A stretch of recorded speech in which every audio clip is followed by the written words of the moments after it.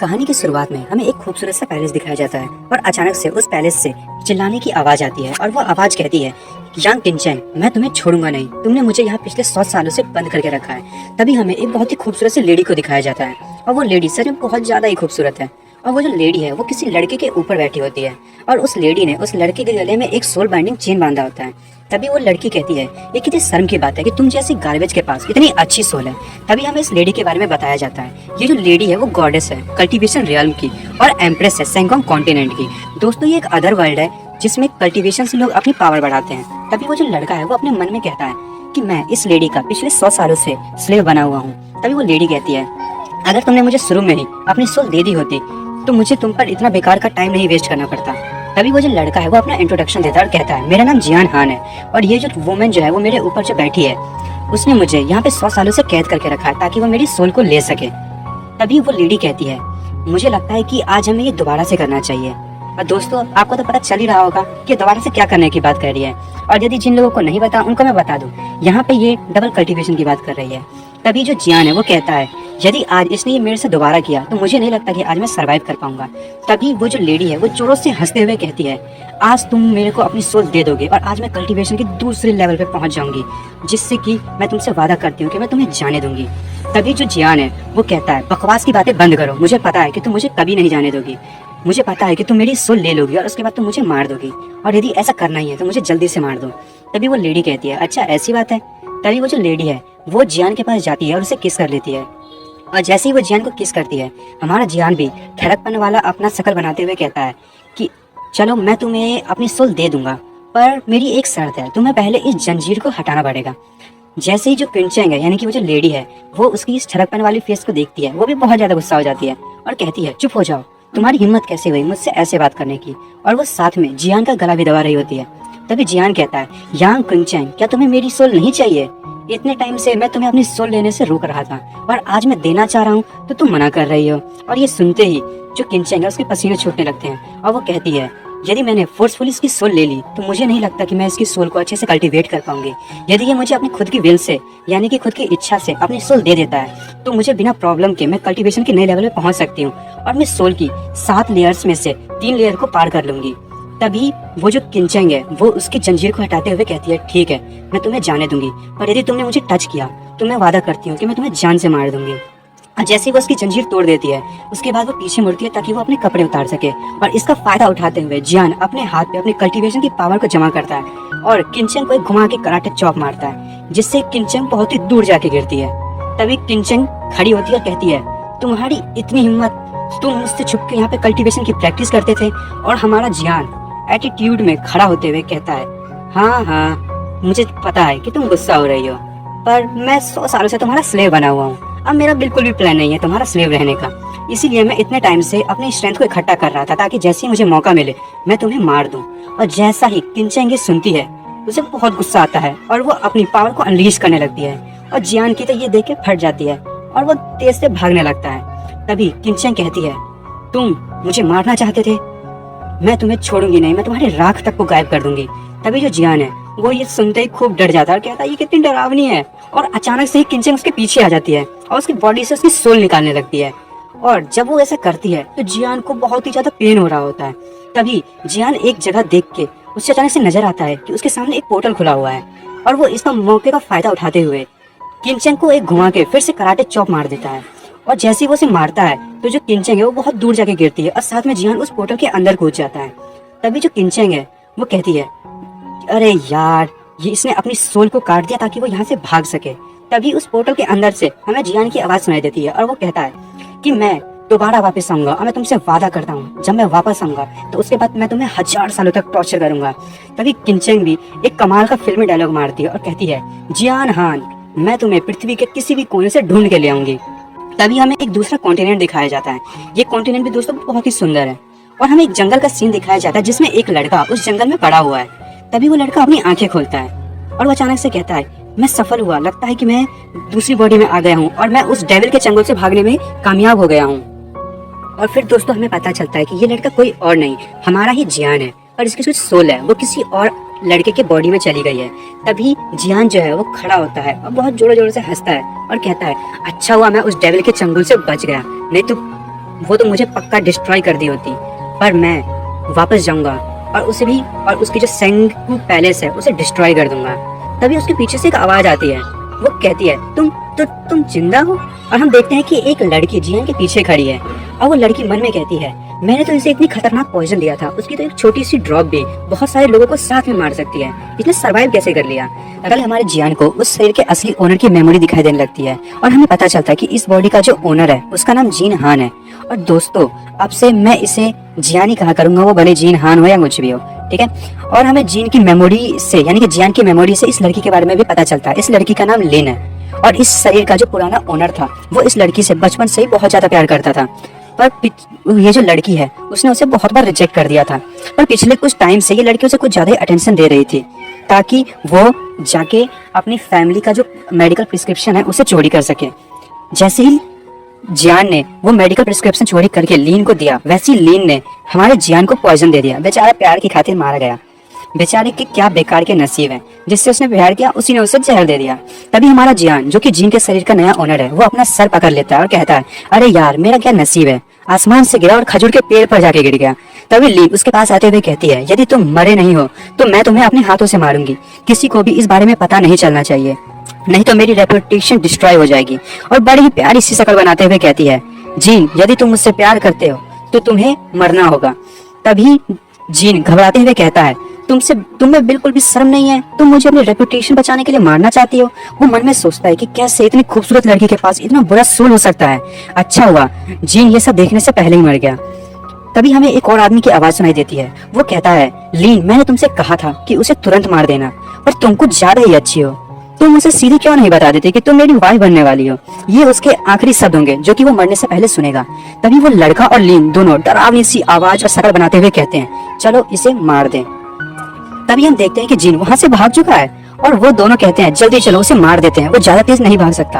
हम देखते हैं जियान भागते भागते एक पेड़ के पास थक के रुक जाता है और कहता है, अच्छा हुआ कि जब तक वो दोनों बात कर रहे थे मैं भाग गया, ये शरीर बहुत वीक है, वो मुझे जल्दी पकड़ लेंगे। और दोस्तों ऐसा होता भी है, वो दोनों उसके पास पहुंच जाते हैं। तभी वो लड़का जो लीन के साथ है वो कहता है, ओए निकम्मे सपने मत देखो कि तुम हमसे बच जाओगे। तभी लीन भागने लगता है, सॉरी दोस्तों मैंने लीन कह दिया। तभी जियान भागने लगता है। तभी अचानक से एक लड़की अपने घोड़े के साथ लीन से टकराने ही वाली थी कि वो लड़की उस घोड़े को रोक लेती है। पर उस समय हमारे लीन के मन में एक ही बात चल रही थी कि क्या आज मैं मरने वाला हूँ। वो लड़की अपने घोड़े को नीचे बैठा देती है और उस पर से उतरते हुए कहती है, तुम क्या कर रहे हो, क्या तुम मरना चाहते हो। तभी हमें उस लड़की की दिखाया जाता है, सॉरी दोस्तों लड़की की कह दिया मैंने, पर यहाँ पे लड़की को दिखाया जाता है। और दोस्तों ये गजब की खूबसूरत लड़की होती है और सच बता रहा हूँ जिसने भी ड्राइंग बनाई है उसने से कुछ ज्यादा ही खूबसूरत बनाया है। पर तभी लीन और वो लड़का जीन का पीछा करते करते वहां पहुंच जाते हैं। वो दोनों ही जैसे उस लड़की को देखते हैं वो दोनों इस साथ में चिल्लाते हुए कहते हैं, यांग रुक से। तभी वो लड़की अपने घोड़े के ऊपर से उतरती है और कहती है उन लोगों से कि ये तुम लोग क्या कर रहे हो, क्या तुम लोगों को नहीं पता कि सिटी की टेरिटरी पे लड़ाई करना मना है। तभी वो लड़का कहता है, मिस यांग ये जो आपके पीछे लड़का खड़ा है ये एक चोर है, इसने हम पे सबसे पहले हमला किया था और ये एक मेडिकल रिसिप्ट को लेकर भाग रहा है। और मैंने तो रूमर सुन रखा है कि जो मिस रुक्सी है वो हमेशा सच्चाई का साथ देती है। और जैसे ही मिस रुक्सी ये बात सुनती है वो कहती है, क्या चोरी। तभी वो लड़का कहता है, जी हाँ ये जो लड़का आपके पीछे खड़ा है वो जियान हान है और उसने अपनी फैमिली की मेडिकल प्रिस्क्रिप्शन को चोरी कर रखा है। ये जो लड़का आपके पीछे खड़ा है वही वो जियान हान है। तभी मिस रुक्सी कहती है, अच्छा वही तुम फेमस जियान हान हो जिसने अपनी फैमिली की मेडिकल रिसिप्ट को चुराया था, मैंने तुम्हारे बारे में सुन रखा है, तुम्हारी फैमिली ने ऑलरेडी तुम्हें पनिश करने के लिए एक आर्मी को भेज दिया है। तभी वो लड़का कहता है, क्वीन हान यू आर अ क्रिमिनल, यानी कि तुम एक क्रिमिनल हो, इस बात की तुम्हें रिस्पॉन्सिबिलिटी लेनी पड़ेगी। तभी जो जियान है वो कहता है, झूठ हो, तुम लोगों ने मुझे धोखा दिया, ये तुम दोनों थे जिन लोगों ने ये चोरी करने के लिए मुझे कहा था और जैसे तुमने मेरा यूज कर दिया, अब तुम लोगों ने मुझे अबेंडन कर दिया, मुझे छोड़ दिया। मैंने प्यार की खातिर सब कुछ सेक्रीफाइस कर दिया पर तुम लोगों ने मेरे साथ धोखा किया, बताओ तुम लोगों ने मेरे साथ ऐसा क्यों किया। और जैसे ही मिस रुक्सी और वो दोनों ये बात सुनते हैं, मिस रुक्सी उन दोनों को घूर के देखने लगती है और उन दोनों की तो सच बता रहा हूँ फट के आ गई थी, आप फोटो में देख सकते हैं। तभी वो जो जियान है हमारा वो कहता है कि तुम सारी विटनेसेस को मिटाना चाहते हो और मुझे मार देना चाहते हो रिसिप्ट को लेने के बाद। तभी वो जो लड़का है ये चीज सुनते ही बहुत गुस्सा हो जाता है और अपने जियान पर हमला कर देता है और जोरों से चिल्लाता हुआ कहता है कि मिस यांग ये झूठ बोल रहा है। तभी हमारा जियान रोतरू से शक्ल बनाते हुए कहता है, तुम क्या कानून का पालन नहीं करते, तुम्हारी इतनी हिम्मत, तुम मिस रुक्सी के सामने मुझ पे हमला कर रहे हो। तभी जैसे ही उस लड़के की स्वॉर्ड हमारे जियान को लगने वाली होती है, तभी जो मिस रुक्सी है वो उस तलवार को रोक लेती है और वो कहती है कि मैं इसे खुद हैंडल करूंगी, मैं इस लड़के को खुद जियान फैमिली के पास ले जाऊंगी और वो इस चीज को खुद सॉल्व करेंगे।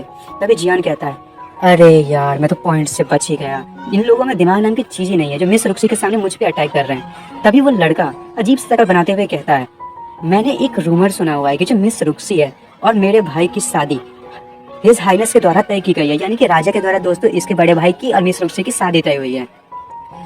और वो लड़का कहता है कि जैसे ही आप लोगों की शादी हो जाएगी तो मैं पैलेस में सर्व करूंगा और मैं आपको किसी भी चीज में इंटरफेयर नहीं करने दूंगा।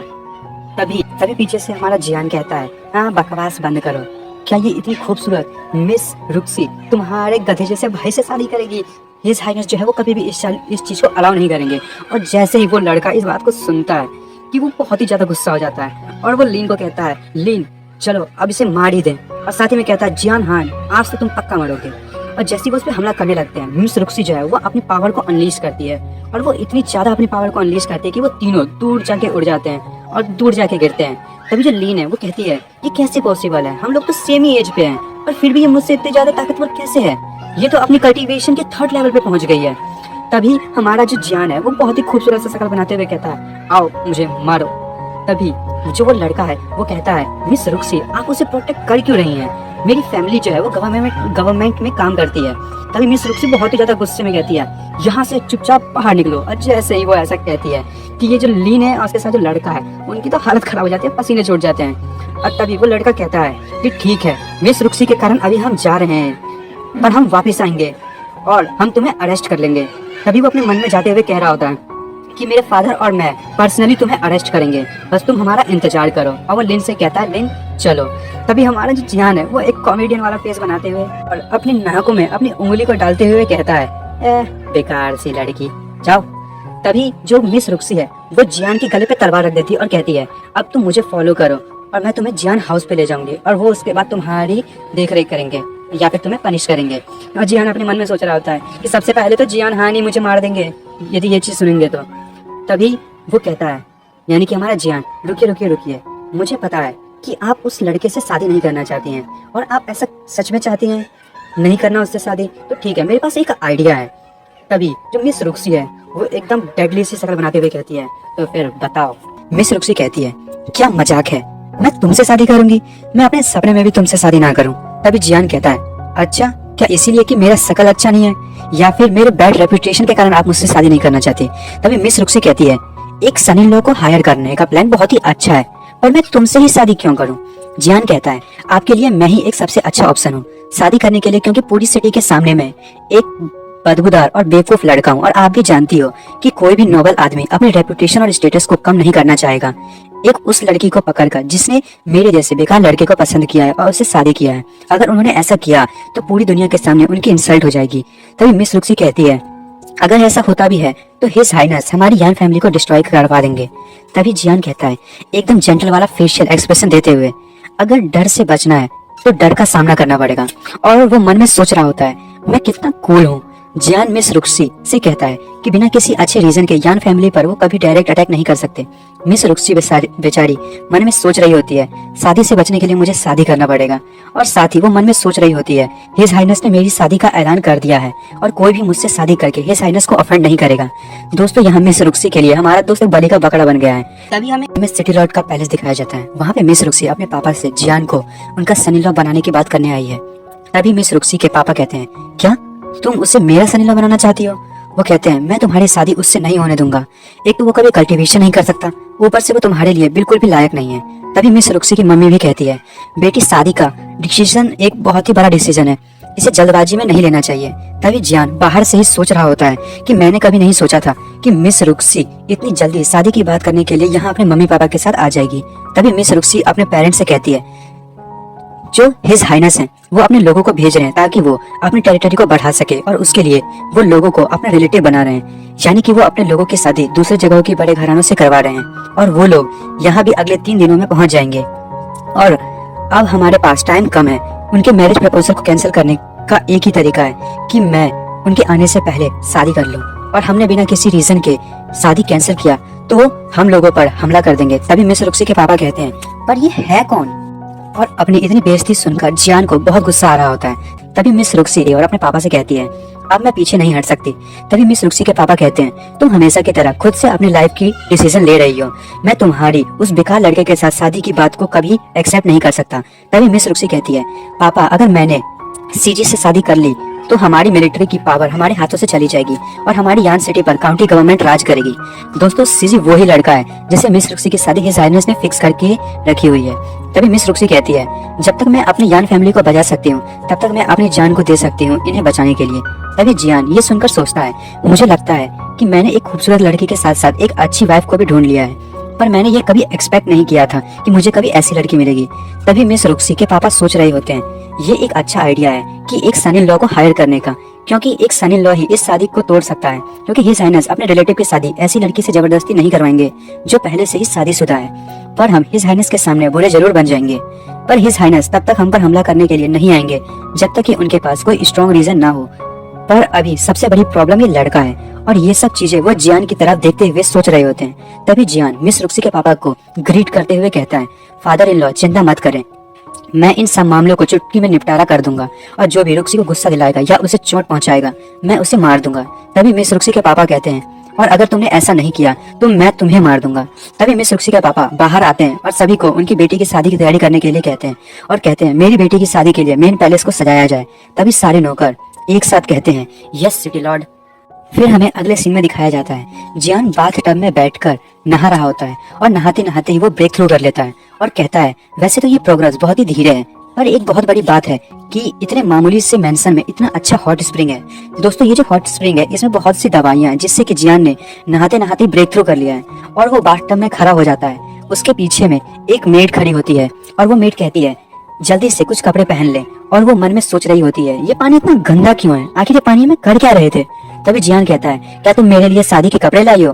तभी वो मेड कहती है, आप इतनी बड़ी बड़ी बातें मत करो, आपने मैम के पूल पर कब्जा कर लिया है, आते ही आपकी शादी होने वाली है, क्या आप बिल्कुल भी परेशान नहीं है। तभी जियान कहता है, मुझे कुछ टाइम तो तैयार होने के लिए। तभी वो मेड कहती है, आपकी शादी अचानक से हो रही है, इसीलिए सिर्फ कुछ सिलेक्टेड लोगों को ही इनवाइट किया गया है जो कि बहुत इंपॉर्टेंट लोग हैं, इसीलिए आपको जल्दी तैयार होना चाहिए। मुझे लगता है कि वो सिर्फ आपको ब्लेसिंग देने के लिए ही नहीं आएंगे।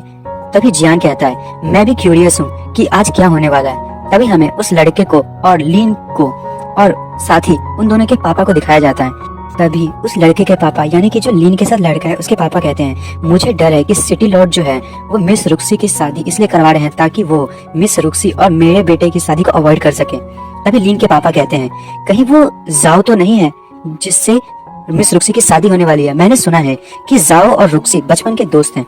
तभी वो लड़का कहता है, जो काउंटी के प्रिंस हैं वो जाओ को अपना पर्सनल गार्ड बनाना चाहते थे पर उसने मना कर दिया और वो प्योक्सी सिटी में वहाँ के गार्ड्स का लीडर बन गया ताकि वो रुक्सी के साथ रह सके। तभी लीन के पापा कहते हैं, जाओ बहुत ही ताकतवर है, फ्यूचर में ये हमारे लिए खतरा बन सकता है। तभी उस लड़के के पापा कहते हैं कि जाओ एक लोमड़ी है, अगर यान फैमिली उससे रुक्सी की शादी करवाने वाले हैं तो वो बहुत बड़ी गलती कर रहे हैं। तभी सीन चेंज होता है और हमें सिटी पैलेस की ओर दिखाया जाता है जहाँ जाओ लोगों को मारता हुआ अंदर घुस जाता है और कहता है, मुझे रुक्सी से मिलना है, आज मैं देखना चाहता हूँ कि कौन मुझसे ज्यादा रुक्सी के काबिल है।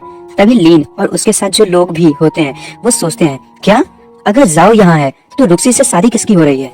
जाओ इतने गुस्से में होता है कि वो वहाँ खड़े लोगों को मारना शुरू कर देता है। तभी मिस रुक्सी के पापा और उनकी मम्मी कहती है, रुक जाओ, तुम क्या करना चाह रहे हो, तुम लोगों को क्यों मार रहे हो। तभी जाओ कहता है, अंकल और आंटी मुझे माफ करें पर मैं जानना चाहता हूँ कि मिस रुक्सी की अचानक से क्यों शादी हो रही है। ये सुनते ही मिस रुक्सी के मम्मी पापा कुछ टाइम के लिए शांत हो जाते हैं और उसके बाद कहते हैं, जाओ तुम्हारी बहन ने अपने लवर को ढूंढ लिया है और ये उसका डिसीजन है उसके चुने हुए लड़के से शादी करने का। तभी ये सुनकर जाओ गुस्सा हो जाता है और कहता है, मैं क्यों नहीं, क्या मैं इसी के लिए सिटी का गार्ड बना हुआ था। इस सिटी में मेरे अलावा कोई और रुक्सी के काबिल नहीं है। और वो अपने सोल्जर्स को हमला करने का इशारा देते हुए कहता है, मुझे आप पर विश्वास नहीं है, मैं चाहता हूँ कि रुक्सी मुझे खुद से अपने लवर से इंट्रोड्यूस करवाए। अगर अंकल और आंटी मुझे रोकेंगे तो मैं उन्हें भी नहीं छोड़ूंगा। और वो अंकल और आंटी पर अटैक करने ही वाला होता है। तभी मिस रुक्सी वहाँ पर अपनी वेडिंग ड्रेस में पहुंच जाती है और उसे देखकर तो जाओ और वहाँ के लोगों के साथ साथ मेरे भी दिल में मिस रुक्सी के लिए कुछ कुछ होने लगता है। ये कितनी खूबसूरत लग रही है यार, चलो छोड़ो इसे अभी के लिए। तभी मिस रुक्सी वहाँ आकर कहती है, जाओ वापस जाओ मेरे दिल में ऑलरेडी कोई और है। तभी जाओ कहता है नहीं, ये इम्पॉसिबल है। आप किसी और से प्यार कैसे कर सकती हो जबकि आप हमेशा मेरे साथ ही रहती हो। मुझे लगता है आप मुझसे झूठ बोल रही हो अपने शादी के बारे में। आप सिर्फ मुझसे ही शादी करोगी, मैं सही कह रहा हूँ ना? तभी मिस रुक्सी कहती है मैं तुमसे झूठ नहीं कह रही हूँ। आज बहुत ही बड़ा दिन है। मेरे कजन मुझे ब्लेसिंग देने के लिए आए हैं, इसीलिए मैं आज बहुत खुश हूँ। और आप ब्लेसिंग देने के लिए नहीं आए तो मैं चाहती हूँ कि आप वापस चले जाएं। बेचारे जाओ के साथ बहुत बुरा हुआ है, अब क्या कर सकते हैं। चलो कंटिन्यू करते हैं। मिस रुक्सी के इतना कहते ही जाओ बहुत ही ज्यादा गुस्सा हो जाता है और कहता है तुम मेरी हो, मैं तुमसे प्यार करता हूँ और मैं तुम्हें किसी भी तरह पाकर ही रहूंगा। तभी मिस रुक्सी कहती है तुम्हें कितना ईगो है, जाओ तुम वापस जाओ, ये एक मिलिट्री ऑर्डर है। अगर तुमने ये ऑर्डर नहीं माना तो तुम्हें अरेस्ट कर लिया जाएगा और मिलिट्री लॉ के अकॉर्डिंग तुम्हें पनिश किया जाएगा।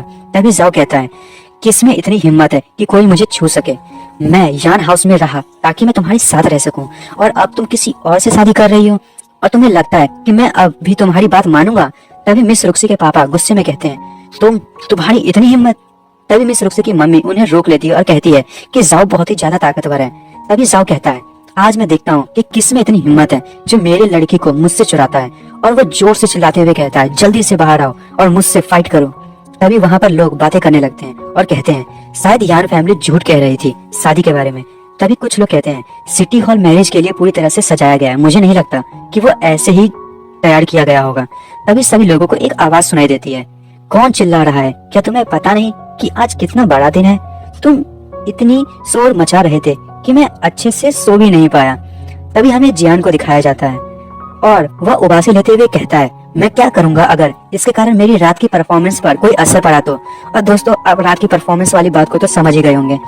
तभी जो लीन के साथ उसका लवर होता है वो कहता है कि ये मुझसे बेटर कैसे हो सकता है मिस रुक्सी के लिए, इससे तो ज्यादा अच्छा मैं हूँ। तभी जाओ भी कहता है क्या जियान, ये तो एक कबाड़ है, ये वेडिंग ड्रेस क्यों पहना हुआ है? तभी मिस रुक्सी के पापा कहते हैं जियान तुम बाहर क्यों आ गए हो, वापस जाओ। और पीछे से लोग कह रहे होते हैं क्या ये यान फैमिली का सन इन लॉ बनने वाला है? तभी मिस रुक्सी जियान के पास आते हुए कहती है प्लीज तुम वापस चले जाओ, नहीं तो तुम्हारे वजह से यहाँ पे बहुत बड़ी मुसीबत खड़ी हो जाएगी। जियान सभी लोगों से कहता है अब तुम लोगों को पता चल गया मिस रुक्सी की शादी किससे हो रही है, पर मुझे समझ नहीं आ रहा कि तुम लोग इतना भौंक क्यों रहे हो। दोस्तों जियान जो यहाँ पे सभी लोगों को सीधे डॉग कह रहा है। जियान कहता है याद रखो मुझे कोई फर्क नहीं पड़ता कि तुम कौन सी फैमिली से बिलोंग करते हो, कुछ घंटों में मैं यान फैमिली का सन इन लॉ बन जाऊंगा और यदि मैं कभी सिटी गेट की तरफ घूमने के लिए आऊं तो मुझे सैल्यूट करना मत भूल जाना।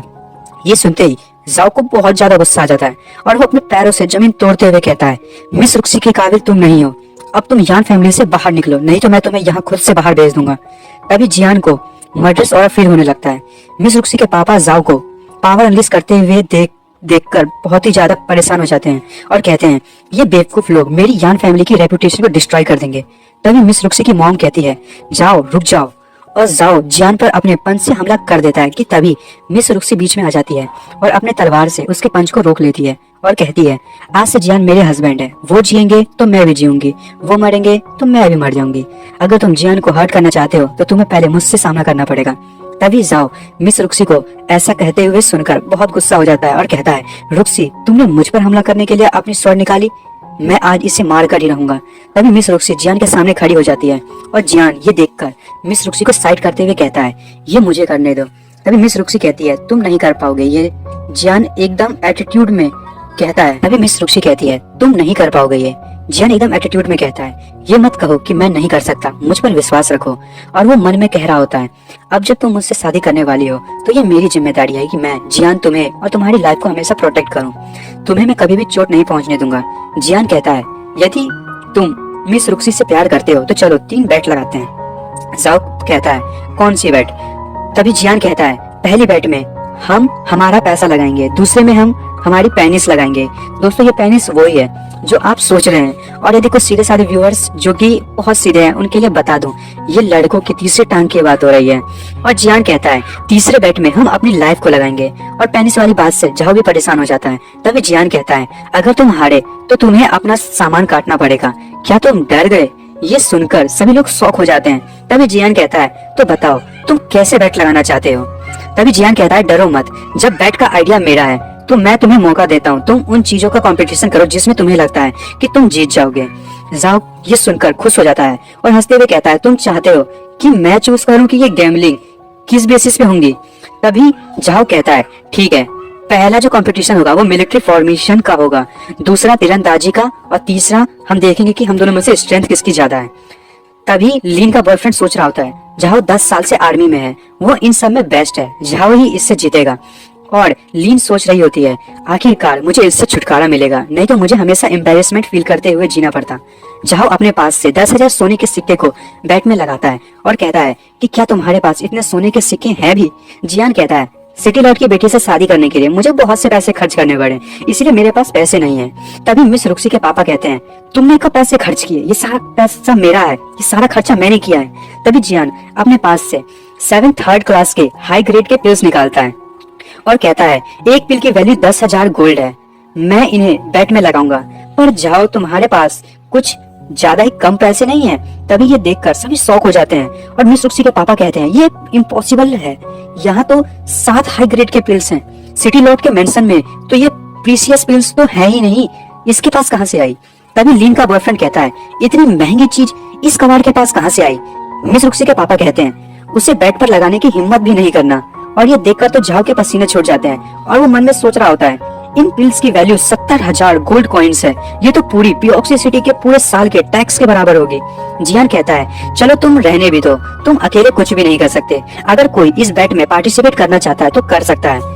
तभी ये सुनकर सभी लोग सोचने लगते हैं, जियान तो बहुत ही कमजोर आदमी है और कबाड़ है, वो कभी नहीं जीतने वाला, हमें इस अपॉर्चुनिटी का फायदा उठाना चाहिए। तभी मिस रुक्सी के पापा कहते हैं, मैं बैट लगाना चाहूंगा कि जियान ही हारेगा। तभी मिस रुक्सी की मम्मी गुस्से में कहती है मिस रुक्सी के पापा पर चिल्लाते हुए, तुम अपने सन इन लॉ को जिताना चाहते हो या हराना? तभी मिस रुक्सी के पापा मन में सोच रहे होते हैं, मेरा सन इन लॉ ही हारेगा, मुझे पता है, क्योंकि वो एक वेस्ट है।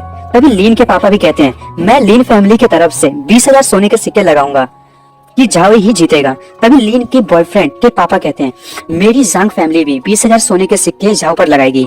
जियान मन में सोच रहा होता है, ये लोग तो बहुत ही श्योर लग रहे हैं कि मैं ही हार जाऊंगा। वो कहता है उन लोगों से कि अभी भी ये मेरे बैट के बराबर नहीं है। तभी एक और आदमी खड़ा होता है और कहता है कि मैं भी हॉल ऑफ कॉमर्स से 10,000 सोने के सिक्के बैट पर लगाऊंगा। जियान कहता है, ये अभी भी बराबर नहीं हुआ है मेरे पिल्स की वैल्यू के जितना, क्या कोई और पार्टिसिपेट करना चाहता है?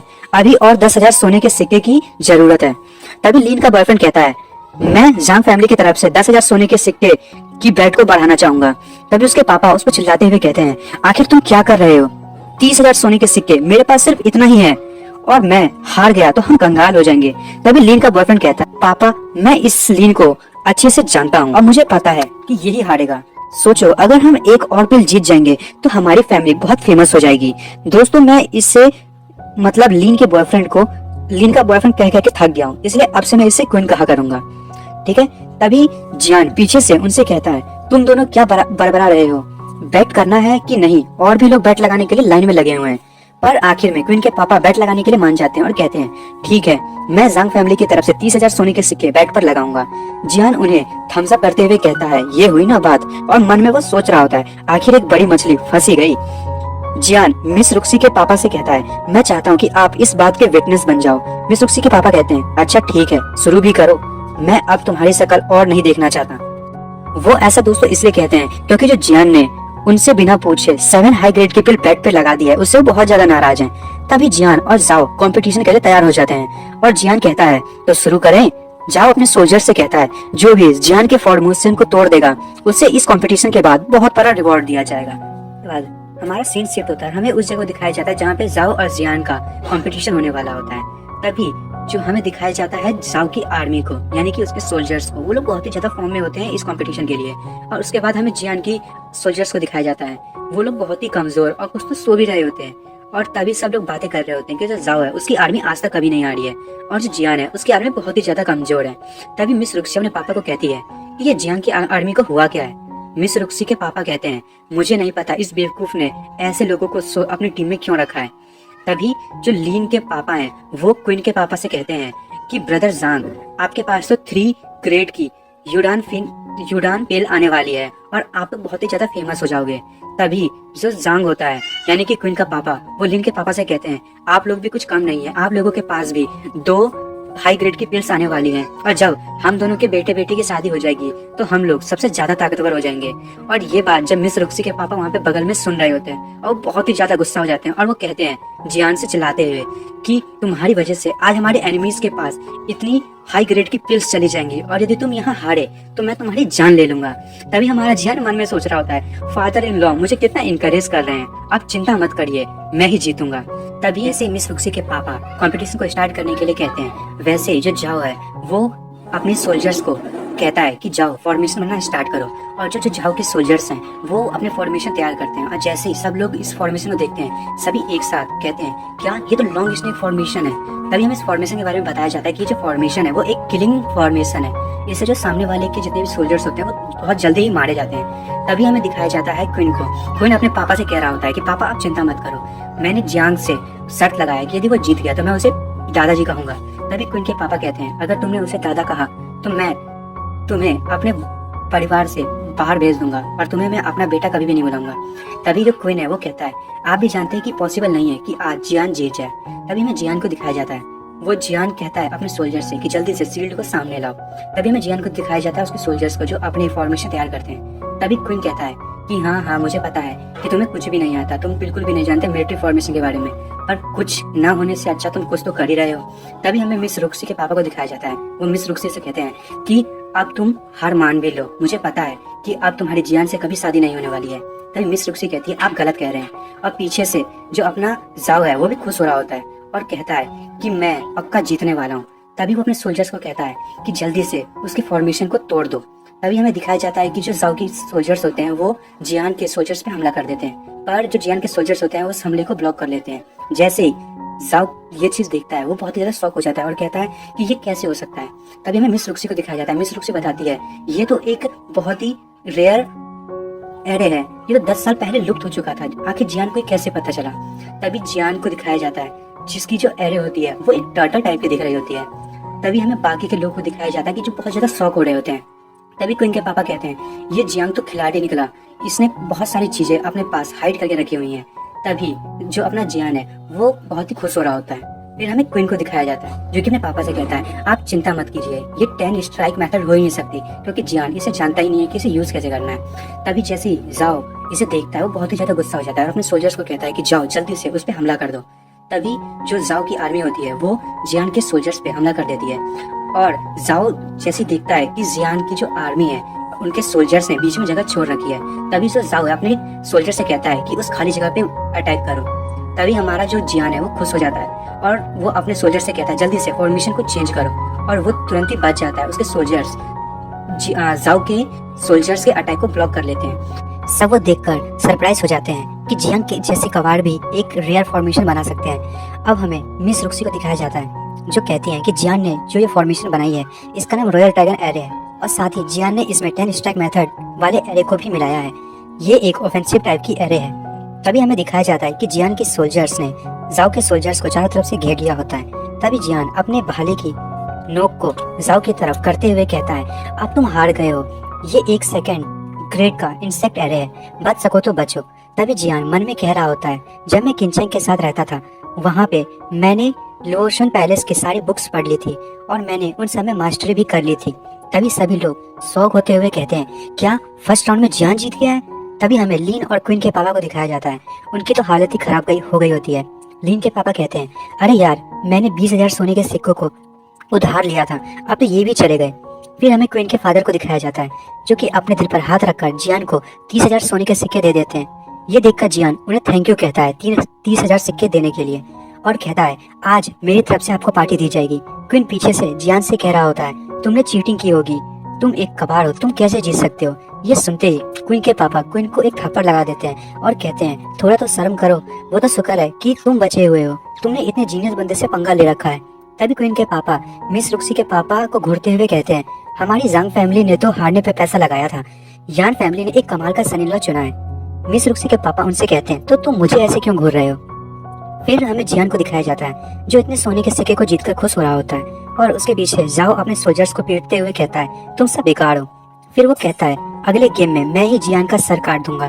तभी जियान अपने पास से जीते हुए शर्ट के सोने के सिक्कों को और कुछ मार्शल आर्ट से बुक्स को मिस रुक्सी के पापा को देते हुए कहता है हमारी शादी जल्दबाजी में तय हुई थी, इसीलिए ये 70,000 सोने के सिक्के और 7 हाई ग्रेड के पिल्स और साथ ही ये मार्शल आर्ट्स की बुक मैं आपको अपने तरफ से दे रहा हूँ। और ये देखकर मिस रुक्सी के पापा खुश होते हुए कहते हैं, बहुत अच्छी बात है, ये तो लॉस्ट स्ट्रेटेजी की मार्शल आर्ट की बुक है।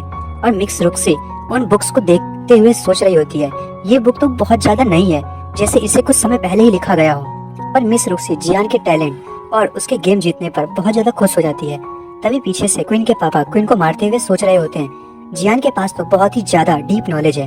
तभी वो कह रहे होते हैं, मुझे लगता है जियान ने पहले ही इन सब चीजों का प्लान बना रखा था, मुझे पहले से ही तैयार रहना चाहिए फ्यूचर में उससे सामना करने के लिए। तभी लीन सोच रही होती है, मुझे नहीं पता था कि जियान तुमने इतना स्ट्रेंथ अपने पास हाइड करके रखा हुआ है। जियान, मुझे लगता है कि मैंने तुम्हें अंडर एस्टिमेट कर लिया है। तभी जाओ जियान से कहता है, अभी 2 गेम बाकी है, इतनी जल्दी खुश मत हो।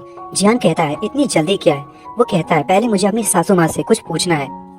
जियान मिस रुक्सी के मम्मी के पास जाकर कहता है, सासू माँ, जाओ आपका भतीजा है, आपको क्या लगता है हमें अगले 2 गेम कंटिन्यू रखने चाहिए या नहीं? और आप गेम को कंटिन्यू रखना चाहती हो तो मुझे नहीं लगता कि आपका भतीजा आज यहाँ से जिंदा वापस जा पाएगा। तभी लोग पीछे से बातें बनाना शुरू कर देते हैं और कहते हैं, क्या अभी भी जाओ जीत सकता है? पता नहीं अब क्या होने वाला है। और कुछ लोग जियान की बातें सुनकर कह रहे होते हैं, ये तो कितना ज्यादा कॉन्फिडेंट है। और ये सब बातें सुनकर जाओ बहुत ही गुस्सा हो रहा होता है। तभी मिस रुक्सी की मम्मी कहती है, तुम फाइट कर सकते हो, ये तुम दोनों का अपना डिसीजन है, तुम्हें मेरी चिंता करने की जरूरत नहीं है, तुम कंटिन्यू करो। जियान कहता है, मैं समझ गया। और वो मन में सोच रहा होता है, मुझे नहीं लगता कि जाओ से मैं आसानी से डील कर सकता हूँ। ये यान फैमिली और बाकी की 2 फैमिली जितनी सिंपल दिखती है उतनी सिंपल नहीं है। यहाँ पे वो जो बाकी की 2 फैमिली है उनमें से एक तो लीन फैमिली और दूसरी जांग फैमिली जांग फैमिली है। जाओ कहता है, अब चुप हो जाओ, आज मैं जीत कर तुम्हारा सिर काट दूंगा। सभी लोग उसके कमान को देखकर सोच रहे होते हैं, ये तो 10 स्टोन बो है, कोई भी मामूली आदमी इसे अकेले कभी नहीं उठा सकता। इसे उठाने के लिए 30 किलोग्राम के आर्म स्ट्रेंथ का होना जरूरी है। और पीछे से क्वीन सोच रहा होता है, इस बार तो जियान पक्का हार जाएगा। जाओ की तीरंदाजी पूरी सिटी में फेमस है, जियान तो इसके सामने खड़ा भी नहीं हो पाएगा। मिस रुक्सी भी परेशान होते हुए सोच रही होती है, जियान ने ऐसा गैम्बल किया ही क्यों जिसमें उसके जीतने के चांस बिल्कुल ही नहीं है। तभी जाओ एकदम एटीट्यूड में जियान की तरफ मुड़ते हुए कहता है, लड़के बस तुम मेरा इंतजार करो। पर जियान को इससे कोई फर्क नहीं पड़ता। और ये देखकर जाओ गुस्से में अपने सोल्जर से कहता है, आओ और बड़ा सा एक पत्थर फेंको। ये पत्थर तो सच में लग रहा है 200 को ज्यादा ही बड़ा है। इसे उठाने के लिए 2 लोगों को अपना पूरा दम लगाना पड़ गया। तभी वो जो 2 लोग हैं उस पत्थर को हवा में फेंक देते हैं। जाओ अपनी एम लगाता हुआ सीधे अपने एरो को उस पत्थर पर शूट कर देता है, जिससे कि उस पत्थर के टुकड़े टुकड़े हो जाते हैं। जाओ जियान की तरफ देखते हुए कहता है, तो बताओ कैसा लगा? और पीछे से लोग कह रहे होते हैं, जाओ ने तो हवा में घूमते हुए टारगेट को भी शूट कर दिया है, ये तो पूरी सिटी में बहुत ही रेयर है। जियान जाओ का मजाक उड़ाता हुआ कहता है, तुम इसे अपना सबसे अच्छा शॉट कहते हो? मैं तुम्हें शूट करूंगा तो तुम प्रेग्नेंट हो जाओगे। और ये सुनकर मिस रुक्सी भी शर्माना शुरू कर देती है। तभी जाओ अपने बो को जियान की तरफ फेंकते हुए कहता है, बातें कम करो, अगर तुम इस बो को उठा भी नहीं पाए तो मैं तुम्हें एक दर्दनाक मौत दूंगा। जियान उस बो को कैच करता है और उसे देखकर सबको यही लगता है कि वो तो इस बो को उठा भी नहीं पाएगा। तभी जियान उस बो को उठाते हुए कहता है, इसकी बॉडी गेंडे की बॉडी से बनी है और इसकी जो स्ट्रिंग्स है वो ब्लड राइनो के सींगों से बनाई गई है। तभी जाओ कहता है, ये सिर्फ उसे देखते मत रहो, तुम्हारी हिम्मत भी कैसे हुई उसे उठाने की? जब तुम उससे शूट करोगे तो तुम्हारी हड्डी भी टूट जाएगी।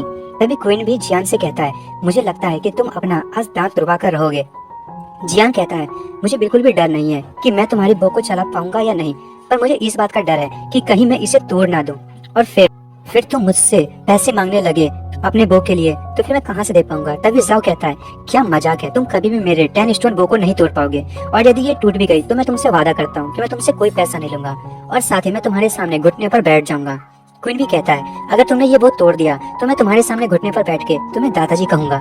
और ये सुनते ही जियान जैसे ही उस बो से शूट करने वाला होता है कि हमें दिखाया जाता है उस बो के स्ट्रिंग्स टूट जाते हैं और साथ ही वो बो भी टूट जाता है। तभी जियान जाओ और क्वीन से कहता है, चलो साथ में मेरे सामने झुको। और साथ ही जियान मिस रुक्सी से कहता है, वाइफ, हमारी शादी से पहले ही हमारे पास 2 पोते हो गए हैं, क्या तुम खुश हो? तभी मिस रुक्सी कहती है, मुझे अभी कोई भी पोते नहीं चाहिए। क्वीन जियान से कहता है, तुमने पक्का चीटिंग किया होगा। जाओ भी कहता है, तुमने पक्का चीटिंग ही किया है, नहीं तो तुम्हारी स्ट्रेंथ के साथ तुम कभी भी मेरे बो को तोड़ने के लायक नहीं हो। जियान कहता है, मुझे बहुत ज्यादा ही भरोसा था कि तुम इस बात को नहीं एक्सेप्ट करोगे, तो तुम्हारे दादाजी तुम्हारी आंखों से लगे पर्दे को पक्का हटा देंगे।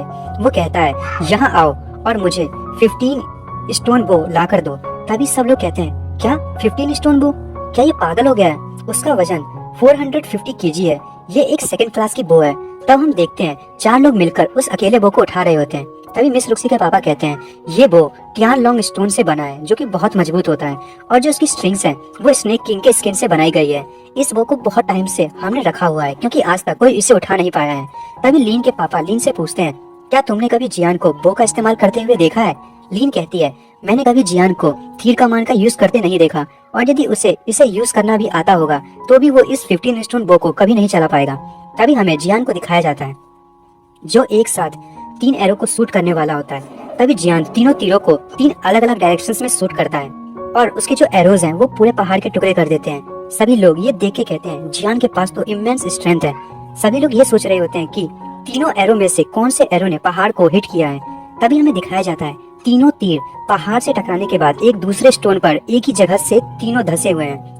ये देखकर मिस रुक्सी के पापा शॉक होते हुए कहते हैं ये कैसे पॉसिबल हो सकता है? जियांग ने तीनों एरोज को अलग अलग डायरेक्शन में शूट किया था और तीनों को अलग अलग टाइम में शूट किया था, तो तीनों तीर एक साथ उस पहाड़ से कैसे टकराई? तभी वो कहते हैं इसका मतलब है कि इस गेम को भी जियांग जीत चुका है। और ये सुन के सभी शौक में आ जाते हैं और कहते हैं क्या जाओ हार गया?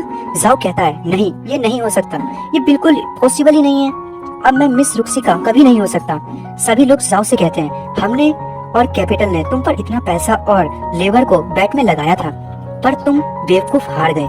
जाओ मन में कह रहा होता है मैं नहीं हार सकता, रुक्सी सिर्फ मेरी ही हो सकती है, वह सिर्फ मेरी ही चीज बन सकती है। दोस्तों जाओ पर पहले मुझे तरस आ रहा था, पर इस डायलॉग के बाद अब सब खत्म। जियान कहता है पोते अब समय हो गया है कि तुम मुझे अपना सामान काट कर दे दो।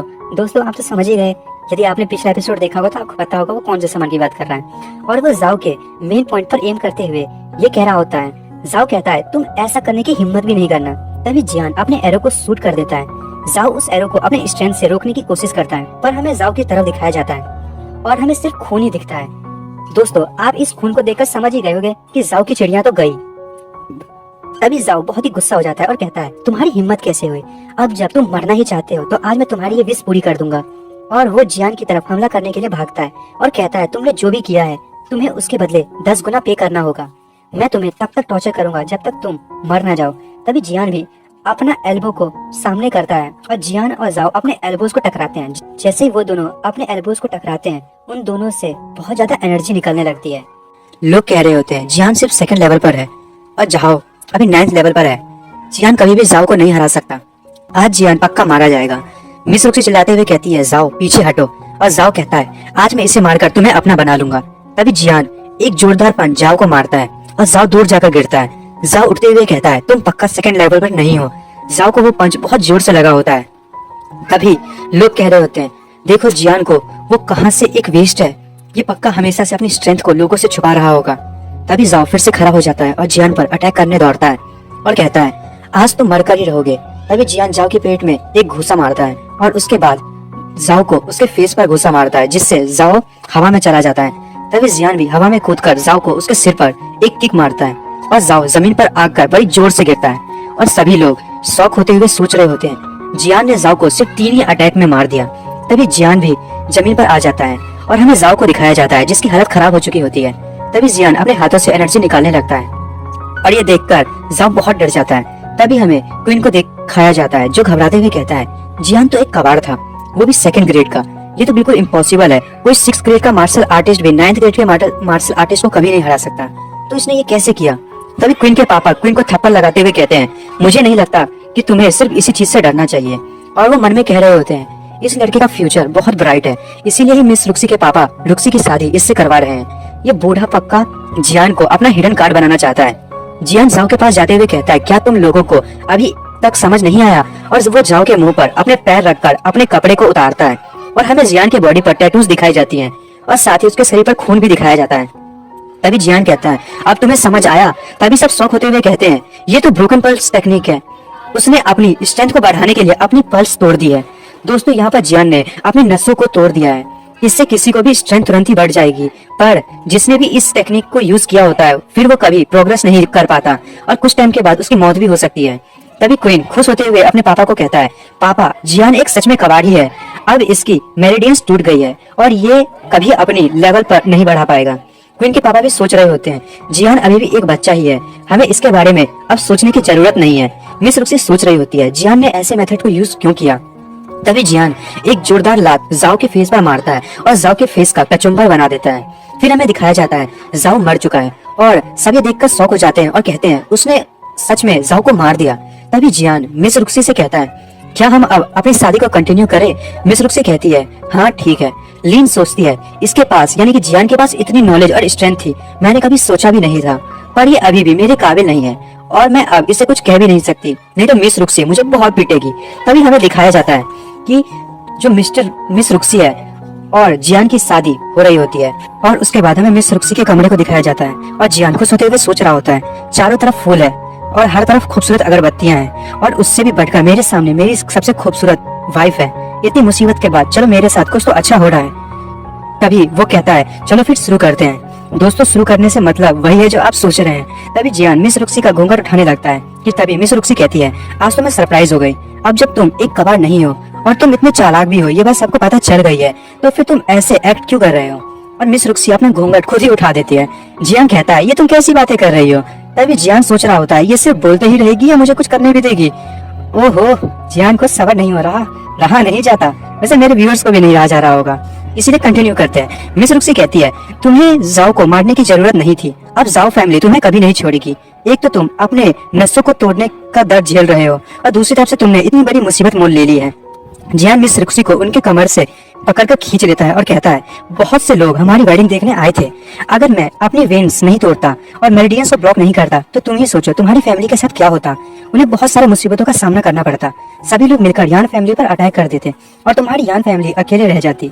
और साथ ही जियान मिस रुक्सी के वेडिंग ड्रेस को खोलने की तैयारी कर रहा होता है। देख रहे हो ना दोस्तों, जियान कहता है मैंने अपनी मेरिडियंस काट दी, अब उन लोगों के लिए मैं सिर्फ एक कबाड़ी हूँ और अब वो हम पर अटैक करके अपना टाइम नहीं वेस्ट करना चाहेंगे। मिस रुक्सी ये सब सुनकर सोच रही होती है जियान ने मेरी फैमिली को बचाने के लिए इतना बड़ा सेक्रीफाइस कर दिया। तभी हमें दिखाया जाता है जियान को मिस रुक्सी का रिबन खोल दिया जाता है कि तभी मिस रुक्सी जियान का हाथ पकड़ लेती है और कहती है थैंक यू जियान जो तुमने मेरे लिए इतना कुछ किया। और हमारा जियान सोच रहा होता है अभी और कितना देर तक आएगी। मिस रुक्सी कहती है अब जब तुमने अपनी मेरिडियंस तोड़ ली है तो जियान जैसा कि तुम मेरे अब हस्बैंड हो मैं तुम्हें सभी खतरों से बचाऊंगी, जब तक तुम मेन पैलेस में रहोगे मैं तुम्हें प्रोटेक्ट करती रहूंगी। जियान शर्माते हुए कहता है रुक्सी और मन में सोच रहा होता है तो ठीक है फिर मैं इसे नहीं बताऊंगा कि मैं अपनी मेरिडियंस को ठीक कर सकता हूँ। जब मैं पूरी तरह से अपनी मेरिडियंस को रिकवर कर लूंगा तो इसे बता दूंगा। तभी मिस रुक्सी जियान का हाथ झटक देती है और कहती है तुम्हें सिर्फ 1 साल का मेन पैलेस में रहने की जरूरत है और अगर तुम 1 साल के बाद भी मेन पैलेस में रहना चाहते हो तो रह सकते हो और अगर तुम चाहो तो उसके बाद जाना चाहो तो जा सकते हो। मैं तुम्हें आजाद कर दूंगी और तुम्हें बहुत ज्यादा पैसा भी दिया जाएगा। तभी जियान मिस रुक्सी के पास जाता है और कहता है तुम बहुत ज्यादा सोचती हो, चलो अब आज की रात के बारे में सोचें। और वो मिस रुक्सी को बेड पर धक्का देते हुए उसके ऊपर के कपड़ों को हटा देता है और अपने कपड़े को उतारते हुए कहता है मिस रुक्सी से कि आज की रात बहुत अच्छी होने वाली है, इसकी कीमत $1000 से भी ज्यादा होगी, चलो साथ में अपनी वेडिंग नाइट को एंजॉय करें।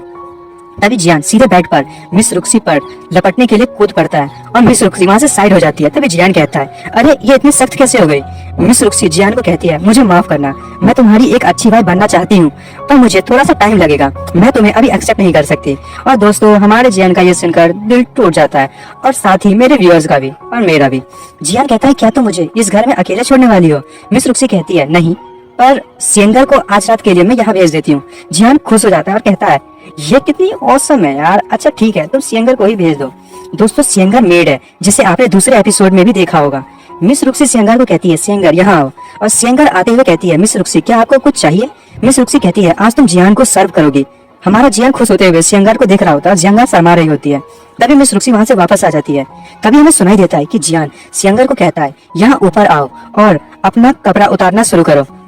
मिस रुक्सी बेचारी सोच रही होती है लड़के कभी नहीं सुधर सकते। और दोस्तों आपको पता चली गया होगा कि मिस रुक्सी को जलन हो रही है। तभी हमें जियांगर और जियान को दिखाया जाता है। जियांगर रोते हुए कह रही होती है मास्टर आप आखिर करना क्या चाहते हैं। और जियान खुश होते हुए कह रहा होता है सिर्फ रोती मत रहो, यहाँ ऊपर आके बैठो। तभी जियान जियांगर के बैग पर हाथ रखता है और कहता है शोर मत करो, मैं तुम्हारे साथ कुछ गलत नहीं करूंगा, परेशान मत हो। जियांगर कहती है मास्टर ये इतनी जल्दी खत्म हो गया। जियान कहता है बेकार की बात मत करो, मैंने बस ये देखा है कि तुम कितनी ज्यादा ताकतवर हो। और जियांगर को एक मार्शल आर्ट की बुक और मेडिसिन देते हुए कहता है यदि तुम इससे प्रैक्टिस करोगी तो तुम 10 गुना तेजी से अपनी स्ट्रेंथ को बढ़ा पाओगी। और ये सब चीजें जियांगर को देने के बाद जियान चाहते हुए सोच रहा होता है मुझे कुछ टाइम पहले ही ये बात पता चली थी कि जियांगर के पास प्योर येन बॉडी है, जिससे कि ये भी कल्टीवेशन कर सकती है। अगर ये मेरे मार्शल आर्ट के बुक को फॉलो करेगी तो ये जल्दी रुक्सी से ज्यादा तेजी से ग्रो कर पाएगी। फिर हमें अगले दिन का सीन दिखाया जाता है। जियान पैलेस से बाहर आते हुए कह रहा होता है, मजा आ गया, और सोच रहा होता है मैंने पूरी रात मेहनत किया है और मार्शल आर्ट्स की प्रैक्टिस की है। तभी जियांगर पीछे से कहती है, मास्टर मिस आपके सामने खड़ी है। तभी मिस रुक्सी गुस्से में जियांगर को कहती है, जाओ और सबको टी सर्व करो। और मिस रुक्सी को गुस्से में देखकर जियान भी डर जाता है। मिस रुक्सी जियान से कुछ कहे बिना ही वहाँ से जाने लगती है। तभी जियान सोच रहा होता है, लगता है रुक्सी को गलतफहमी हो गई है, ये लड़कियां भी ना, इनका कुछ नहीं हो सकता। और वो मिस रुक्सी को पीछे से कहता है, अरे मेरे लिए तो रुको। फिर हमें सिटी लॉर्ड के पैलेस में मिस रुक्सी के मम्मी पापा को दिखाया जाता है, जिनके सामने जियान और मिस रुक्सी खड़े होते हैं। मिस रुक्सी के पापा कहते हैं, अब तुम हमारे दामाद हो, हम तुम्हें हमेशा प्रोटेक्ट करेंगे, पर अगर तुमने कुछ भी ऐसा किया जो कि मेरी यान फैमिली के नाम को खराब करेगी तो मैं तुम्हें यहाँ से कभी सही सलामत नहीं जाने दूंगा। तभी जियान कहता है, ठीक है फादर इन लॉ। तभी मिस रुक्सी की मम्मी जियान से कहती है, तुम डर क्यों रहे हो? मैं मानती हूँ कि तुम कभी कल्टीवेट नहीं कर पाओगे, पर मुझे ये भी पता है कि तुम रुक्सी से बहुत प्यार करते हो। जल्दी से जल्दी कड़ी मेहनत करके मुझे एक मोटा सा पोता दे दो। जियान एकदम खुश होते हुए चिल्लाते हुए कहता है, बिल्कुल मदर इन लॉ, मैं पूरी जान लगा दूंगा, अपनी जब तक कि मेरी जान ना चली जाए तब तक मैं मेहनत करूंगा। पर मिस रुक्सी पीछे मुड़ जाती है और जियान सोच रहा होता है, पहले मुझे इसे मनाना पड़ेगा इन चीजों के लिए। जियान मिस रुक्सी के पापा को कहता है, फादर मुझे एक न्यूज मिली है, काउंटी गवर्नमेंट से यहाँ पर शाम को लोग आने वाले हैं। जो प्रिंस है वो 16 साल का है और वो भी उनके साथ ही आने वाला है, और साथ ही उनके साथ उनका हाउसकीपर भी है जो बहुत ज्यादा ताकतवर है और उसका नाम हैंग है। मिस रुक्सी कहती है अपने पापा से, अब पापा आप क्या करने वाले हैं? मिस रुक्सी के पापा कहते हैं, तुम्हारी शादी जियान से होने की वजह से हिज हाइनेस हमसे बहुत ज्यादा नाराज हैं, पर वो ऐसे ही ओपनली हम पर अटैक नहीं कर सकते। मिस रुक्सी कहती है, पर इस बार जो आ रहा है वो हिज हाइनेस का भाई है, अगर हमने उससे रूडली वे में बात किया तो ये हमारे लिए मुश्किल खड़ा कर सकता है। मिस रुक्सी के पापा कहते हैं, हाँ जब तक कि वो कुछ ऐसी चीज ना मांग ले जो कि उसकी हद को ना तोड़ दे। जियान कहता है, पर क्या होगा अगर उसने कुछ ज्यादा ही बड़ी चीज मांग ली तो आप क्या करेंगे? मिस रुक्सी कहती है, मुझे ऐसा लगता है कि वो पक्का ऐसा ही करेगा। मिस रुक्सी की मम्मी जियान से कहती है, तो क्या जियान तुम्हारे पास कोई आइडिया है इससे बचने के लिए? जियान कहता है, मेरे पास कोई आइडिया नहीं है, बस मैं फादर इन लॉ के वर्ड्स को फॉलो करूंगा, पर अगर उसने अपनी लाइन को क्रॉस करने की कोशिश की तो बस एक ही चीज हम कर सकते हैं, उन सबको मार देना, मैं किसी को भी जिंदा नहीं जाने दूंगा। तभी मिस रुक्सी के पापा गुस्सा होते हुए कहते हैं, बेवकूफी भरी बात मत करो, उनके साथ जो सोल्जर्स हैं वो बहुत ज्यादा ताकतवर हैं, और जो हमारे सोल्जर्स काउंटी गवर्नमेंट में काम कर रहे हैं वो सारे मारे जाएंगे। क्या तुम हमारी यान फैमिली को डिस्ट्रॉय करवाना चाहते हो? जियान कहता है, फादर इन लॉ जरा मेरी नजरिए से सोचो, अब वो शादी नहीं कर सकते हैं और पियोक्सी सिटी को जीतने के लिए वो आपको दबाने की कोशिश तो जरूर करेंगे। अगर उन्होंने आपसे आपकी मिलिट्री पावर मांग ली तो आप क्या करेंगे? क्या आप उनको मिलिट्री पावर दे देंगे? मिस रुक्सी के पापा कहते हैं, ये कभी नहीं हो सकता। तभी जियान कहता है, और अगर उन्होंने रुक्सी को धमकाने की कोशिश की तो आप क्या करने की सोचते हैं? मिस रुक्सी पीछे से कहती है, इससे अच्छा तो मैं सुसाइड करना पसंद करूंगी। ये सुनकर जियान और मिस रुक्सी के पापा मिस रुक्सी से कहते हैं, तुम ऐसा सोचना भी नहीं। जियान मिस रुक्सी का हाथ पकड़ लेता है। मिस रुक्सी मन में कहती है, क्या जियान मेरी इतनी फिक्र करता है? मिस रुक्सी की मम्मी कहती है, तो जियान बताओ, अगर ऐसा कुछ हुआ कि हमें उन्हें मारने की नौबत आ जाए तो क्या तुम्हारे पास कोई प्लान है ये करने का? जियान कहता है, हाँ, उन्हें मारने के लिए हमें मेरे आइडिया के 3 स्टेप्स को फॉलो करना पड़ेगा। मिस रुक्सी के पापा कहते हैं, बातें करना आसान है, पर इस बार उन लोगों के साथ ग्रैंड मास्टर येपिन आ रहा है, वो हम सबको अकेले ही मार सकता है। मिस रुक्सी की मम्मी कहती है, पहले जियान के प्लान को तो सुन लो। तभी जियान अपने पास से एक मार्शल आर्ट की बुक मिस रुक्सी के पापा को देते हुए कहता है, फादर इन लॉ आपको चिंता करने की जरूरत नहीं है, आप इन स्किल्स को प्रैक्टिस करो, ये आपको अगले लेवल तक पहुंचने में मदद करेगी। इसके साथ आप अगर क्विंचिंग बॉडी पिल को खा लेते हैं तो ये और भी ज्यादा असरदार होगा। उस मार्शल आर्ट्स की बुक को देखकर मिस रुक्सी के पापा शॉक होते हुए कहते हैं, ये तो एक मिथ लेवल की स्किल है, ये तो बहुत ही ताकतवर स्किल है। जियान कहता है, हाँ बिल्कुल, इसे प्रैक्टिस करने के बाद आप किसी भी ग्रैंड मास्टर को भी हरा पाओगे, और बाकी के लोगों से निपटने के लिए आपके सन इन लॉ ने पहले से ही प्लान कर रखा है, मैंने सारी अरेंजमेंट कर ली है। उसके बाद हम इस सबसे पहले देखते हैं पियोक्सी सिटी के ट्रेनिंग ग्राउंड का। वहाँ पे हमें जियान और मिस रुक्सी को दिखाया जाता है, जिनके सामने बहुत सारे सोल्जर्स खड़े होते हैं और वो सोल्जर्स बहुत ही ताकतवर लग रहे होते हैं। तभी जियान कहता है कि पियोक्सी सिटी के जो मिलिट्री है वो बहुत ही अच्छे से वेल ऑर्गेनाइज्ड है। तभी मिस रुक्सी कहती है, तुम्हारे सामने ये 30,000 सैनिक हैं और ये सारे लोग तुम्हारी मदद करेंगे ग्रैंड मास्टर को हराने में, और ये सारे के सारे बहुत ही ताकतवर हैं। जियान कहता है, नहीं, मैं ताकतवर लोगों को नहीं ढूंढ रहा। तभी वो आगे होते हुए सारे के सारे सोल्जर से कहता है, हेलो दोस्तों, और ये बात सुन के सारे के सारे सैनिक बिल्कुल ही हैरान हो जाते हैं। फिर अचानक से वो कहता है मिस रुक्सी से कि तुमने लगता है कि इन्हें अच्छे से ट्रेनिंग नहीं दी कि कैसे अपने कमांडर को जवाब दें। तभी मिस रुक्सी कहती है, अच्छा मैं तुम्हारी मदद करती हूँ कि तुम इन्हें चुन सको, मैं तुम्हें इनके कल्टीवेशन और कॉम्बैट कैपेबिलिटी के बारे में बताती हूँ। तभी जियान कहता है, नहीं, मैं कॉम्बैट पावर को भी नहीं ढूंढ रहा। और ये सुन के तो सारे के सारे सैनिक सोच रहे होते हैं कि आखिर ये ढूंढ क्या रहा है फिर।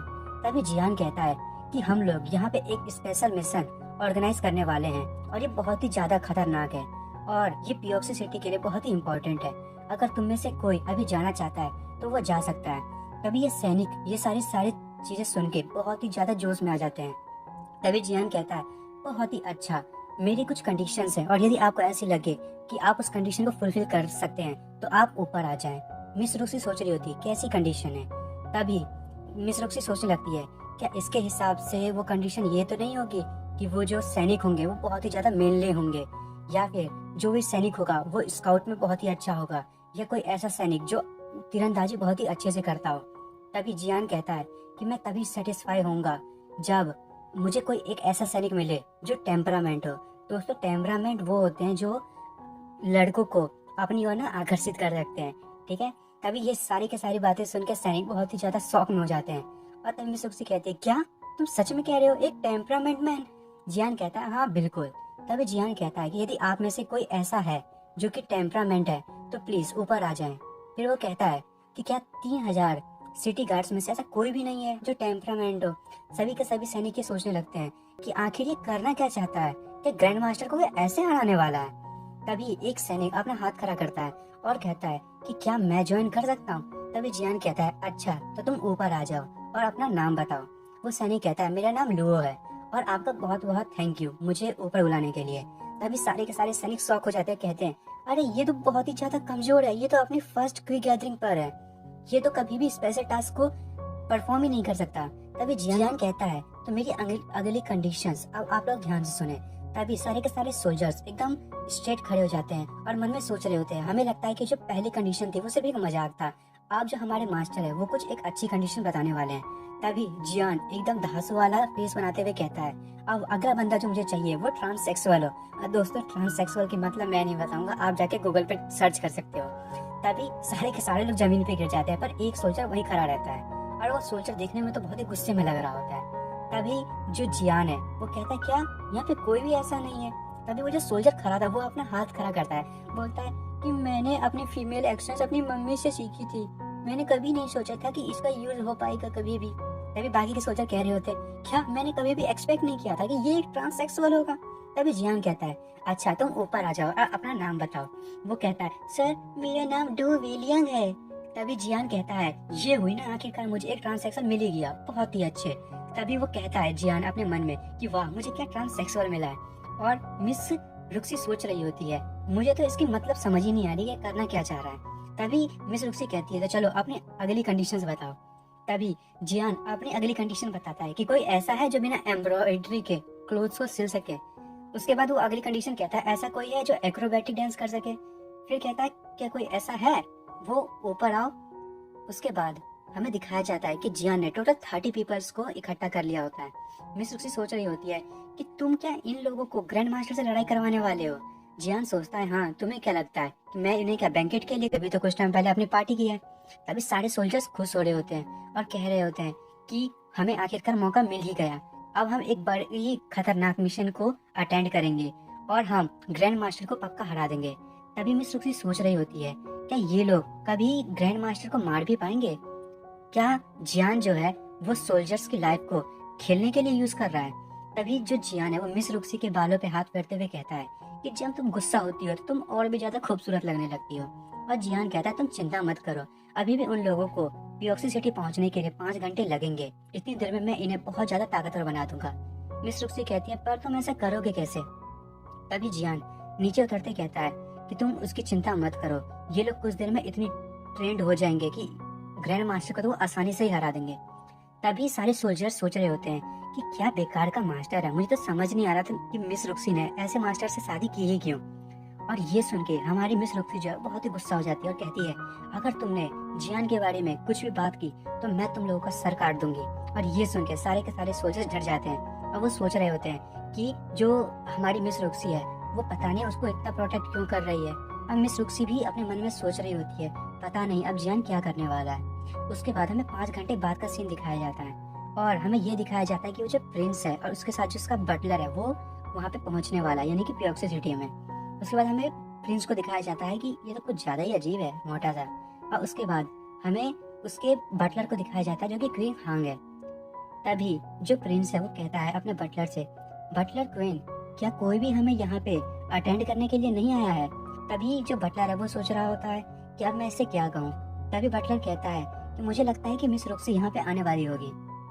तभी जो प्रिंस है वो उसके साथ एक गुलाम होती है, उसको बहुत ही तेजी से उसके गले में एक जंजीर टाइप की बांधी होती है, उसे खींच देता है और कहता है तुम वहाँ पे क्या कर रही हो? तभी प्रिंस है वो कहता है कि मैं उससे शादी करने वाला था, उसकी हिम्मत कैसे हुई कि उसने किसी और से शादी कर ली, मैं उसे बिल्कुल भी नहीं छोड़ने दूंगा। तभी बटलर कहता है हाँ बिल्कुल। तभी जो प्रिंस है वो कहता है मेरा भाई जो है वो पूरी तरीके से पूरे के पूरे सिटी और पूरी की पूरी दुनिया पे और कॉन्टिनेंट पे अपना राज चाहता है और इसके लिए वो मेरी मदद जरूर करेगा ताकि मैं मिस रुक्सी को अपना बना लूं। मैं भले ही मिस रुक्सी की शादी हो गई हो पर मैं उसके साथ खेल तो जरूर सकता हूँ। और वो अपने बटलर से कहता है कि यदि वो लोग ना माने तो तुम उन लोगों को मार देना। तभी जो बटलर है वो कहता है ठीक है प्रिंस। तभी हमें प्रिंस को दिखाया जाता है जो सोच रहा होता है मैं उनसे प्राइस पे करवा के रहूंगा जो उन्होंने हमारे साथ धोखा किया है। उसके बाद हमें दिखाया जाता है कि प्रिंस को अटेंड करने के लिए मिस रुक्सी का पापा और मिस रुक्सी वहां पहुंचते हैं। तभी मिस रुक्सी को प्रिंस जैसे ही देखता है वो बहुत ही ज्यादा खुश हो जाता है और कहता है कि आज मुझे पता चला कि मेरा जो भाई था वो तुमसे शादी क्यों करना चाहता था। अब मुझे लगता है कि मुझे ही तुमसे शादी करना पड़ेगा। मिस रुक्सी सोच रही होती है कि ये कितना बेवकूफ है और इसमें तो शर्म नाम की बिल्कुल चीज ही नहीं है। तभी मिस रुक्सी प्रिंस से कहती है कि प्रिंस लगता है आप भूल गए हैं कि मैं ऑलरेडी शादीशुदा हूँ। तभी प्रिंस ताली बजाते हुए कहता है यही जवाब मुझे तुमसे एक्सपेक्ट थी। तभी जो प्रिंस है वो कहता है चलो अच्छा ही है। तभी प्रिंस को ऐसा देख के मिस रुक्सी के पापा और मिस रुक्सी सोच रहे होते हैं लगता है हमें जियांग का ही प्लान को फॉलो करना पड़ेगा। तभी मिस रुक्सी के पापा प्रिंस को कहते हैं कि प्रिंस आप अंदर आइए, मैंने आपके लिए बैंक्वेट प्रिपेयर किया है, आपको बाहर रहना पड़ेगा तो इससे आपको विंड और डस्ट का सामना करना पड़ेगा। तभी प्रिंस कहता है अच्छा ठीक है चलो अंदर चलते हैं और वैसे भी मुझे तुमसे कुछ बात करनी है। तभी प्रिंस बैंक्वेट की तरफ आता है और मिस रुक्सी के पापा प्रिंस से कहते हैं योर हाइनेस प्लीज बैठिए। तभी जो प्रिंस है वो मिस रुक्सी की मम्मी और मिस रुक्सी के बड़े बड़े लेमन्स की तरफ देखता है और वो ठड़की पना वाला फेस बना रहा होता है। तभी जो प्रिंस है वो कहता है कि वाह लॉर्ड यन, आप तो बहुत ही ज्यादा ब्लेस्ड हो। एक तो आपकी वाइफ इतनी ज्यादा खूबसूरत है, साथ में आपकी बेटी भी इतनी खूबसूरत है। भाई साहब ये प्रिंस है कि क्या है। तभी जो मिस रुक्सी के पापा है वो कहते हैं कि प्रिंस आप तो बहुत ही ज्यादा काइंड है। तभी मिस रुक्सी के पापा मन में सोच रहे होते हैं ये कमीना, एक तो इसकी मेरी बेटी पे नजर थी, साथ में अब ये मेरी बीवी को भी नहीं छोड़ने वाला है। तभी वो जो प्रिंस है वो कह रहा होता है मैंने सुना है कि जो आपका सन इन लॉ है वो बहुत ही ज्यादा टैलेंटेड है, वो आखिर है कहाँ? तभी मिस रुक्सी के पापा कहते हैं वो बहुत ही बेकार है, इसीलिए मैंने उसको आपके सामने नहीं लाने दिया क्योंकि मुझे लगा कि प्रिंस की आंखों में वो चुभने लगेगा। तभी प्रिंस कहता है आप ही कैसी बातें कर रहे हैं, उसे बुलाइए, नहीं तो मेरे को ऐसा लगने लगेगा कि मैं लोगों को दबाने वाला प्रिंस हूँ। तभी मिस रुक्सी के पापा हैं वो सोच रहे होते हैं बिल्कुल प्लान वैसा ही चल रहा है जैसा जियांग ने कहा था। तभी हमें दिखाया जाता है कि एक नौकर जियान को बुलाने के लिए आता है। जियान कहता है ठीक है और उसके बाद हमें उस जियांग के उन 30 सोल्जर्स को दिखाया जाता है जो बहुत ही ज्यादा डरावने लग रहे होते हैं। इनकी आंखें दोस्तों बड़ी खतरनाक लग रही है। तभी जो जियांग है वो बैंक्वेट की तरफ आता है और प्रिंस को कहता है कि हिज हाइनेस आपने मुझे बुलाया। तभी प्रिंस कहता है हे जियांग आओ यहाँ बैठो। तभी जो जियांग है वो कहता है थैंक यू योर हाइनेस। और उसकी एक्टिंग देख के जो मिस रुक्सी वो भी सोच रही होती है क्या एक्टिंग कर रहा है। तभी जो प्रिंस है वो मिस रुक्सी और जियांग को देखते हुए सोच रहा होता है कि इस खूबसूरत लड़की ने इस जैसे बेकार लड़के को कैसे चुन लिया। तभी जो प्रिंस है वो कहता है कि जो हिज हाइनेस है, जैसा कि आप लोग जानते हैं कि वो अपनी टेरिटरी को बढ़ाना चाहते हैं और अब वो आपकी बेटी से शादी कर नहीं सकते, तो वो चाहते हैं कि आप अपनी जितनी भी मिलिट्री की पावर है वो हमें सौंप दे। और ये सुन के मिस रुक्सी के पापा बहुत ही ज्यादा शॉक हो जाते हैं और कहते हैं प्रिंस मुझे इस बात के लिए थोड़ा सोचने की जरूरत है। तभी प्रिंस कहते हैं कि ठीक है पर ज्यादा टाइम मत लीजिएगा। तभी मिस रुक्सी के पापा कहते हैं ठीक है और साथ ही प्रिंस कहता है कि साथ में और भी एक कंडीशन है कि आपको अपनी वाइफ के साथ साथ अपनी बेटी को भी हमें देना पड़ेगा क्योंकि हमारे जो किंग है उन्हें वाइन सर्व करने के लिए कोई ना कोई ब्यूटीफुल लड़की चाहिए। और लॉर्ड येन चैंग, मुझे पता है कि आप इस चीज को बिल्कुल भी माइंड नहीं करेंगे। तभी मिस लुक्सी के बाबा बहुत ही गुस्सा हो जाते हैं और कहते हैं, ये बेवकूफ लड़का, लगता है ये मेरे से मर के ही मानेगा। तभी जियांग पीछे से मिस लुक्सी के पापा को कोहनी मारते हुए हिज हाइनेस से कहता है कि यदि आपको कुछ लड़की चाहिए तो ठीक है, मैं एक दो ब्यूटीफुल लड़कियों का अरेंजमेंट कर देता हूँ। तभी प्रिंस हंसते हुए कहता है, अरे लगता है तुम समझे नहीं।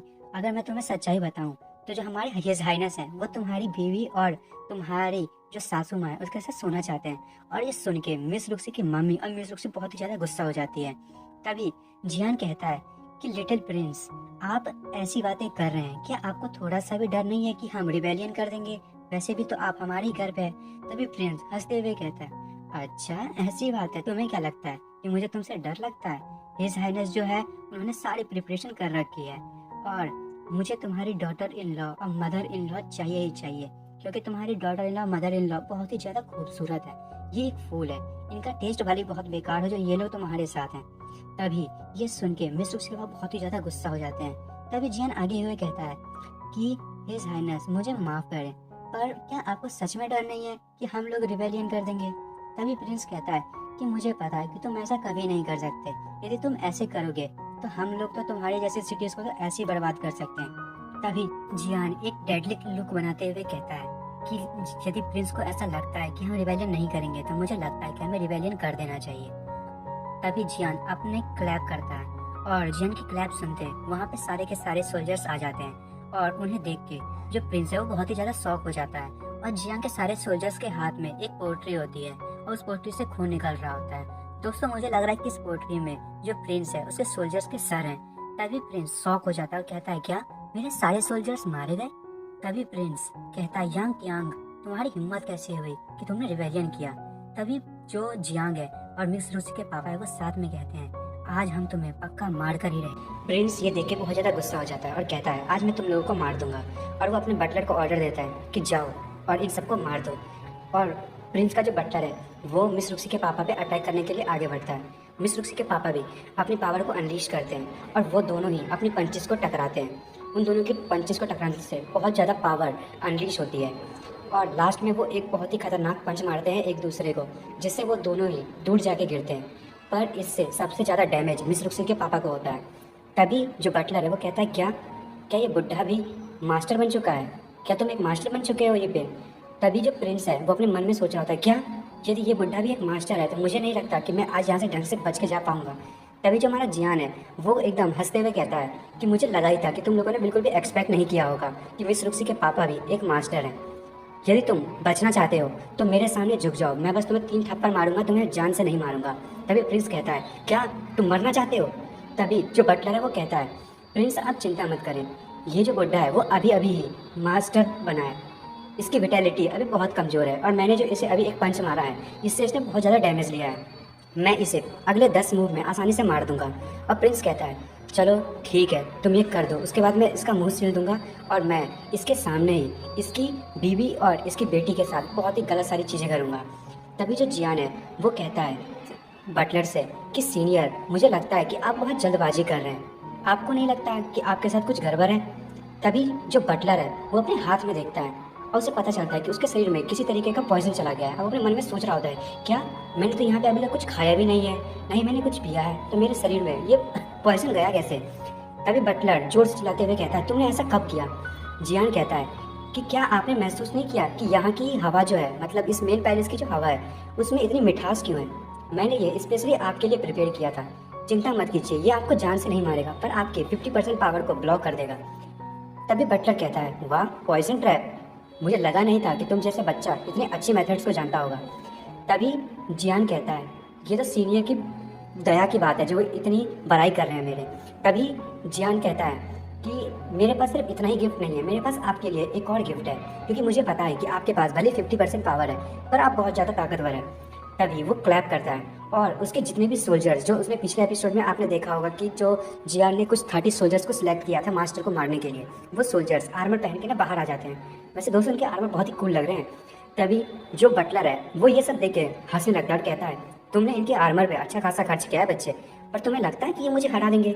तभी जो प्रिंस है वो कहता है क्या बस इतना ही? तुम एक मास्टर को मारने के लिए इतने बेकार से लोगों को, और वो भी टर्टल से वाले सेल का यूज़ कर रहे हो? तुम्हारे पास अच्छा आर्मर नहीं था? ये क्या तुमने कछुए का सेल पहना रखा है इन लोगों को? तभी जो मिस रुक्सी के पापा है वो सोच रहे होते हैं क्या सिर्फ 3000 पीपल में से इसने इन बेकार लोगों को चुना है? मिस रुक्सी भी पीछे से सोच रही होती है क्या इसने सच में इन लोगों को बाहर ले आया? मुझे नहीं लगा था कि ये सच में इन लोगों का यूज़ करने वाला है। तभी जो जियान है वो कहता है लगता है कि आप इन्हें अंडर एस्टिमेट कर रहे हैं, जब तक आप इनसे लड़ेंगे नहीं आपको पता कैसे चलेगा? तभी जो बटलर है वो कहता है चलो ठीक है, तुम इतना इंसिस्ट कर रहे हो तो फिर मैं तुम्हारी इच्छा पूरी कर ही देता हूँ। फिर बटलर जियान के सोल्जर्स पर अटैक करने के लिए आगे बढ़ता है और वो अपनी पूरी स्ट्रेंथ के साथ जियान के सोल्जर पर एक पंच मारने जाता है। तभी जियान के जो सोल्जर्स है वो एक के पीछे एक खड़े हो जाते हैं ताकि वो एक दूसरे को सपोर्ट कर सकें, और जो बटलर है वो उन सबको एक पंच मारता है और वो जितने भी सोल्जर्स होते हैं वो उस पावर को एक दूसरे के थ्रू पास करते हैं, जिससे कि उस पावर का जो इम्पैक्ट है उन पर बहुत ही कम पड़ता है। मिस रुक्सी सोच रही होती है कितनी खतरनाक ताकत है इस ग्रैंड मास्टर के पास, क्या वो 10 पीपल वहाँ पे सर्वाइव कर भी पाएंगे? तभी जियान सोच कह रहा होता है चिंता मत करो। मिस रुक्सी कहते हैं ये इतना शांत क्यों है? तभी जो बटलर है वो एक और पंच मारता है और देखता है क्या ये सारे लोग अभी भी खड़े हैं, इन लोगों ने मेरी पावर को कैसे ब्लॉक किया? प्रिंस भी सोच रहा होता है ये तो नामुमकिन है। अब मिस रुक्सी के पापा, उसकी मम्मी और मिस रुक्सी वो भी सोच रही होती हैं क्या ये कैसे हुआ? जियान कहता है तुम लोग सच समझे नहीं, मैंने इनकी बॉडी को मेडिकल मटेरियल से स्ट्रेंथन किया है, बहुत ही मजबूत बना दिया है। इनकी लेवल जो है वो 3 लेवल आगे बढ़ चुकी है। इनके लिए ग्रैंड मास्टर येपिंग का अटैक ब्लॉक करना अब उतना भी मुश्किल का काम नहीं है। तभी जो जियान है वो कहता है कि मैंने कभी भी एक्सपेक्ट नहीं किया था ग्रैंड मास्टर कि आपकी पावर इतनी ज़्यादा खतरनाक होगी, मुझे तो लगा था कि आप में इतनी ताकत नहीं होगी। तभी जो बटलर है वो कहता है अच्छा। तभी वो पीछे से घूम के साइड में आ जाता है और कहता है कि चिंता मत करो, तुम्हारे जो ये सोल्जर्स हैं उन्होंने जो ये फॉर्मेशन बनाई है उसमें बहुत सारे गैप्स हैं जिससे मैं इन सबको मार सकता हूँ। और वो जैसे ही साइड से सोल्जर्स को मारने के लिए जाते हैं कि तभी एक सोल्जर खतरनाक तरीके से अपनी हैमर से जो बटलर है उसे एक हैमर मारता है और जो बटलर है वो बहुत ही दूर जाके गिरता है। और प्रिंस से देख के सोच रहा होता है क्या ऐसा कैसे हो सकता है, ग्रैंड मास्टर येपेन इन बेकार के कमजोर लोगों से इंजर्ड हो गए। तभी जो बटलर है वो देख रहा होता है कि एक जो आदमी है वो बाहर से ड्रम बजा रहा होता है। तभी मिस रुक्सी के पापा कहते हैं वहाँ देखो ये तो सोनिक अटैक स्किल है। तभी जियान कहता है अच्छा आप लोगों को पता चल गया, ये एक वॉर ड्रम है जिससे कि जो सोल्जर्स होते हैं उनकी ना पावर बढ़ जाती है। तभी मिस रुक्सी के पापा सोच रहे होते हैं क्या जियान इतनी खतरनाक स्किल को परचेस करता है, आखिर ये बंदा आया कहाँ से है? तभी जो बटलर है वो अपनी पावर को अनलीश करने लगता है और जो प्रिंस है वो सोच रहा होता है कि क्या कितना बेवकूफ़ है ये, इन कमज़ोर लोगों के लिए इसको इतनी सारी पावर को अनलीश करना पड़ रहा है। तभी प्रिंस कहता है ओए बटलर तुम तो एक वेस्ट हो, यदि तुम ग्रैंड मास्टर होते हुए भी इन बेकार के कचरों को नहीं मार सकते तो तुम्हें वापस काउंटिंग जिंदा जाने की जरूरत नहीं है। तभी बटलर कहता है ठीक है हिज हाइनेस, और वो अपनी पावर को एकदम अनलीश करता है और उसकी पावर इतनी ज़्यादा होती है कि जियान के जितने भी सोल्जर्स होते हैं वो हवा में उड़ जाते हैं। तभी मिस रुक्सी के पापा कहते हैं क्या ये तो बॉडी प्रोटेक्शन गैस है, जिसके पास ये प्रोटेक्शन होती है उसको कोई भी जो हथियार होते हैं ना वो डैमेज नहीं दे सकते। तभी बटलर कहता है आज मैं तुम सबको जान से मार दूंगा, और हम देखते हैं कि जियान के सारे सोल्जर्स दूर जाके गिरे हुए हैं। तभी जो बटलर है वो कहता है बच्चे तुमने मुझे ऐसी खून की उल्टी करवा दी है, मुझे लगा नहीं था कि कभी भी इतने कमज़ोर लोग मेरे साथ ऐसा कर पाएंगे। लगता है कि मुझे सबसे पहले तुम्हें मारना पड़ेगा, उसके बाद मैं इन सबको लाइन से मारूंगा। तभी प्रिंस कहता है यस मुझे लगा ही था कि तुम्हारे पास प्रोटेक्शन कैसे है, पर तुमने इसका पहले यूज़ क्यों नहीं किया? और तभी वो हंसते हुए जियान से कहता है बच्चे आज तो तुम पक्का मर के रहोगे, चलो मर भी जाओ। तभी मिस रुक्सी के पापा कहते हैं कि क्या ये तो बॉडी प्रोटेक्शन की है ग्रैंड मास्टर येपिन के पास, जिसके पास भी ये प्रोटेक्शन होती है उसे कोई भी वेपन जो है कभी भी हार्म नहीं पहुंचा सकता। तभी जियान कहता है फादर इन लॉ आप चिंता मत करो, आपका जो दामाद है उसने सब कुछ पहले से तैयार करके रखा है। तभी जियान कहता है कि मेरे पास ग्रैंड मास्टर के लिए एक और गिफ्ट है, तो मैं पेश करता हूँ आपके लिए तीसरा गिफ्ट। और तभी हम देखते हैं कि जितने भी वहाँ पे लोग खड़े होते हैं उनके नीचे एक चेस का बोर्ड बन जाता है। तभी बटलर कहता है ये तो चेस प्ले है। मिस रुक्सी कह रही होती है हाँ अब मुझे याद आया कि जियान ने कुछ ऐसे सोल्जर्स को भी सिलेक्ट किया था जिन्हें चेस खेलना आता है। तभी जियान कहता है कि मैंने स्पेशली आपके लिए ये एरे बनाई है, क्या आप मेरे साथ एक गेम खेलना पसंद करेंगे? तभी जो बटलर है वो देखता है कि उसके ऊपर से एक बहुत ही बड़ी पत्थर आ रही होती है और वो अपनी जो बॉडी प्रोटेक्शन गैस है उससे उस पत्थर को ब्लॉक करता है और कहता है कि तुम जैसे एक कमज़ोर बग मुझे मारना चाहता है, तुम्हें लगता है कि तुम मुझे मार पाओगे? मेरा जो बॉडी इंडिस्ट्रक्टिबल है, इसे कोई भी डिस्ट्रॉय नहीं कर सकता। तभी एक और हैमर उसके ऊपर आके गिरता है और वो भी उसको ज़्यादा डैमेज नहीं दे पाता और ना ही उसकी जो बॉडी गैस प्रोटेक्शन आर्मर है उसको तोड़ पाता है। और वो जो जो साइंस के कह रहा होता है, बस मैंने तो इसे भी ब्लॉक कर लिया, और अचानक से एक और हैमर उस पर अटैक कर देता है। और ये देख के तो वो परेशानी हो जाता है, कहता है क्या एक और जैसे ही वो हैमर उस पर टकराता है कि उसकी प्रोटेक्शन गैस जो होती है वो टूट जाती है। और दोस्तों, ये प्रोटेक्शन गैस का मतलब यहाँ पे प्रोटेक्शन की से कह रहे हैं, जो इसके पावर में, मतलब इसकी बॉडी में जो पावर है ना, वो मिलके एक साथ एक इसके लिए आर्मर बना के रखती है, ये सिर्फ स्पेशली ग्रैंड मास्टर्स के पास होते हैं। तभी ये देख के मिसुक से पापा कहते हैं, क्या इसकी बॉडी प्रोटेक्शन आर्मर जो है वो टूट गई? तभी जियान हंसते हुए कहता है, ओह आपको कैसा लगा, मज़ा आया? मैंने तो जानबूझ के हैमर को स्लो करके मारा था। ये एक जियोमेट्रिक मल्टीप्लिकेशन था। दोस्तों सॉरी, मेरे को मैथ अच्छे से आता नहीं, इसलिए मैं इसको आपको अच्छे से एक्सप्लेन नहीं कर पाऊंगा, पर इतना बता सकता हूँ कि जियान ने कुछ मैथ के इक्वेशंस का यूज़ करते हुए फोर्स पे फोर्स लगवाया। वैसे तो मुझको लगा ये फिजिक्स है, पर फिर भी, और उसके आर्मर को तोड़ दिया। और हम देखते हैं कि जो बटलर है उसके मुंह से बहुत ज़्यादा खून निकल रहा होता है, और तभी बटलर पे साइड से ना बहुत सारी नीडल्स से ना अटैक होता है, और बटलर उन सब नीडल्स को अपने हाथों से पकड़ लेता है और कहता है मैं छोड़ूंगा नहीं। और हम देखते हैं कि वो बहुत ही ज़्यादा गुस्सा हो जाता है, और तभी एक और नीडल उसकी आंख में जाके गिरता है। और जियान कहता है कि आप ये क्या सोच रहे हो, आप, मैंने जो पहले के अटैक्स करवाए थे वो सिर्फ एक मजाक था, असली किलर तो अभी भी छुपा हुआ है। और वो जो उसके सोल्जर होते हैं वो उस पर अटैक कर ही रहे होते हैं लगातार नीडल से। अब प्रिंस भी वो सब चीज़ों से डॉज कर रहा होता, कह रहा होता है कौन है, मुझे मत मारो, मुझे यहाँ से जाने दो, ये तो एक जो मेरा बटलर है वो एक बकवास है, आओ इधर आओ और मुझे सेव करो। तभी जियान कहता है अपने मिस रुक्सी से कि तुम्हें ये सर्कस कैसा लग रहा है, क्या तुम मजा कर रही हो? और साइड में अंगूर खा रहा होता है और मिस रुक्सी को दे रहा होता है। तभी जियान कहता है तो चलिए अगला गेम शुरू करते हैं। तभी सारे के सारे सोल्जर्स जो हैं जियान के, वो ग्रैंड मास्टर पर अटैक करने के लिए आगे बढ़ते हैं, और ग्रैंड मास्टर पता नहीं कैसे उसके पास अभी भी इतनी स्ट्रेंथ होती है कि वो अपनी स्ट्रेंथ से सारे के सारे सोल्जर्स को पीछे ढकेल देता है। पर उसके साथ ही वो नीचे गिर भी जाता है अपनी पावर को अनलीज करने के बाद। अब प्रिंस भी बहुत ज़्यादा परेशान हो रहा होता है। तभी प्रिंस कह रहा था ये कैसे पॉसिबल है, इतने बेकार के लोगों ने कैसे ग्रैंड मास्टर को इतना ज़्यादा डैमेज दे दिया। मिस रुक्सी के पापा भी सोच रहे होते हैं ग्रैंड मास्टर सच में इतना ज़्यादा कमज़ोर हो चुका है, मुझे नहीं लगा था कि कभी भी हम इन्हें इतना डैमेज दे पाएंगे। कोई भी ऑर्डिनरी सोल्जर होता तो मुझे नहीं लगता कि वो इतना डैमेज दे पाता। बटलर जो है वो उन सबको मार दिया होता अभी तक। तभी जियान बटलर के सामने खड़ा हो जाता है और कहता है कि क्या मेरे सीनियर जूनियर के दिए हुए गिफ्ट से सेटिस्फाई हो गए हैं? तभी बटलर कहता है कि मैंने कभी ये सोचा नहीं था कि मेरे को एक ऐसा एनिमी मिलेगा जो मुझे इतना डैमेज दे सके। अब मुझे पता चला कि सिटी पैलेस ने कितना अच्छा सन इन लॉ चुना है अपनी बेटी के लिए, जो कि मेरे जैसे एक मास्टर को भी मारने के काबिल है। तभी जियान कहता है ये तो आप मेरी बड़ाई कर रहे हैं, आप जैसे ग्रैंड मास्टर पूरी दुनिया में मिलना बहुत ही रेयर है। और वो मन में सोच रहा होता है कि इसकी बॉडी इतनी ज़्यादा इंजर्ड है फिर भी ये खड़ा हो पा रहा है, ऐसा बंदा मिलना सच में बहुत मुश्किल है। तभी ग्रैंड मास्टर कहता है कि यदि तुमने मुझे मार दिया और प्रिंस को भी मार दिया, क्या तुम्हें डर नहीं है कि काउंटी गवर्नमेंट तुम्हें मार देगी? तभी जियान कहता है आप उसकी चिंता मत करें, मैंने ऑलरेडी सारी चीज़ों का बंदोबस्त कर रखा है, मैंने सारी चीज़ें प्रिपेयर कर ली हैं कि आप लोगों को मारने के बाद हमें करना क्या है। तभी जो बटलर है वो जोर से हंसने लगता है और कहता है बहुत ही बढ़िया, तुमने बहुत ही अच्छा प्लान बनाया है, तुम एक छोटे राक्षस की तरह हो, मैंने कभी सोचा नहीं था कि तुम इतने ज़्यादा ब्रिलियंट होंगे। तभी वो जो बटलर है वो जियान की तरफ हमला करते हुए कहता है कि तुमने प्लान तो बहुत अच्छा बनाया था, पर तुम इस यंग एज में मरने वाले हो, तुमने अपना गार्ड डाउन कर दिया, आज ये ओल्ड मैन तुम्हें भी मार देगा। और जियान और मिस रुक्स के पापा जी देख के बहुत ज़्यादा शौक हो जाते हैं। तभी जियान कहता है अरे यार मैंने सच में अपना गार्ड डाउन कर दिया। तभी जो बटलर है वो कहता है कि यदि आज मैं मारा भी तो मैं तुम्हें अपने साथ लेकर जाऊँगा। तो जियान कहता है आओ फिर। तभी जैसे ही वो जियान को मारने वाला होता है कि तभी पीछे से एक नीडल जो बटलर है उसके सर से आर पार हो जाती है, और वो बटलर बिल्कुल जियान के सर के एकदम पास पहुंच ही गया होता है कि तभी हम देखते हैं कि जो बटलर है वो नीचे गिर जाता है, और जियान भी इतना ज़्यादा घबराया हुआ होता है और कहता है कि वो जो अटैक कर रहा था उससे मेरी जो सोल है वो तुरंत ही कोलैप्स हो जाती। तभी वो नीचे गिरने लगता है और मिस रुक्सी के पास आ जाती है और कहती है कि जियान क्या तुम ठीक हो? तभी मिस रुक्सी के पापा कहते हैं कि ये किस तरीके का वेपन है, नीडल को देखते हुए। तभी जियान खड़ा होते हुए मिस रुक्सी से कहता है मुझे जाने दो, मैंने कहा था कि जो भी मेरी वाइफ को परेशान करेगा उसे मैं अपने हाथों से मारूंगा। फिर प्रिंस कहता है तुम मुझे नहीं मार सकते, मैं एक प्रिंस हूँ, तुमने मुझे मार दिया तुम्हारी पूरी की पूरी सिटी डिस्ट्रॉय हो जाएगी।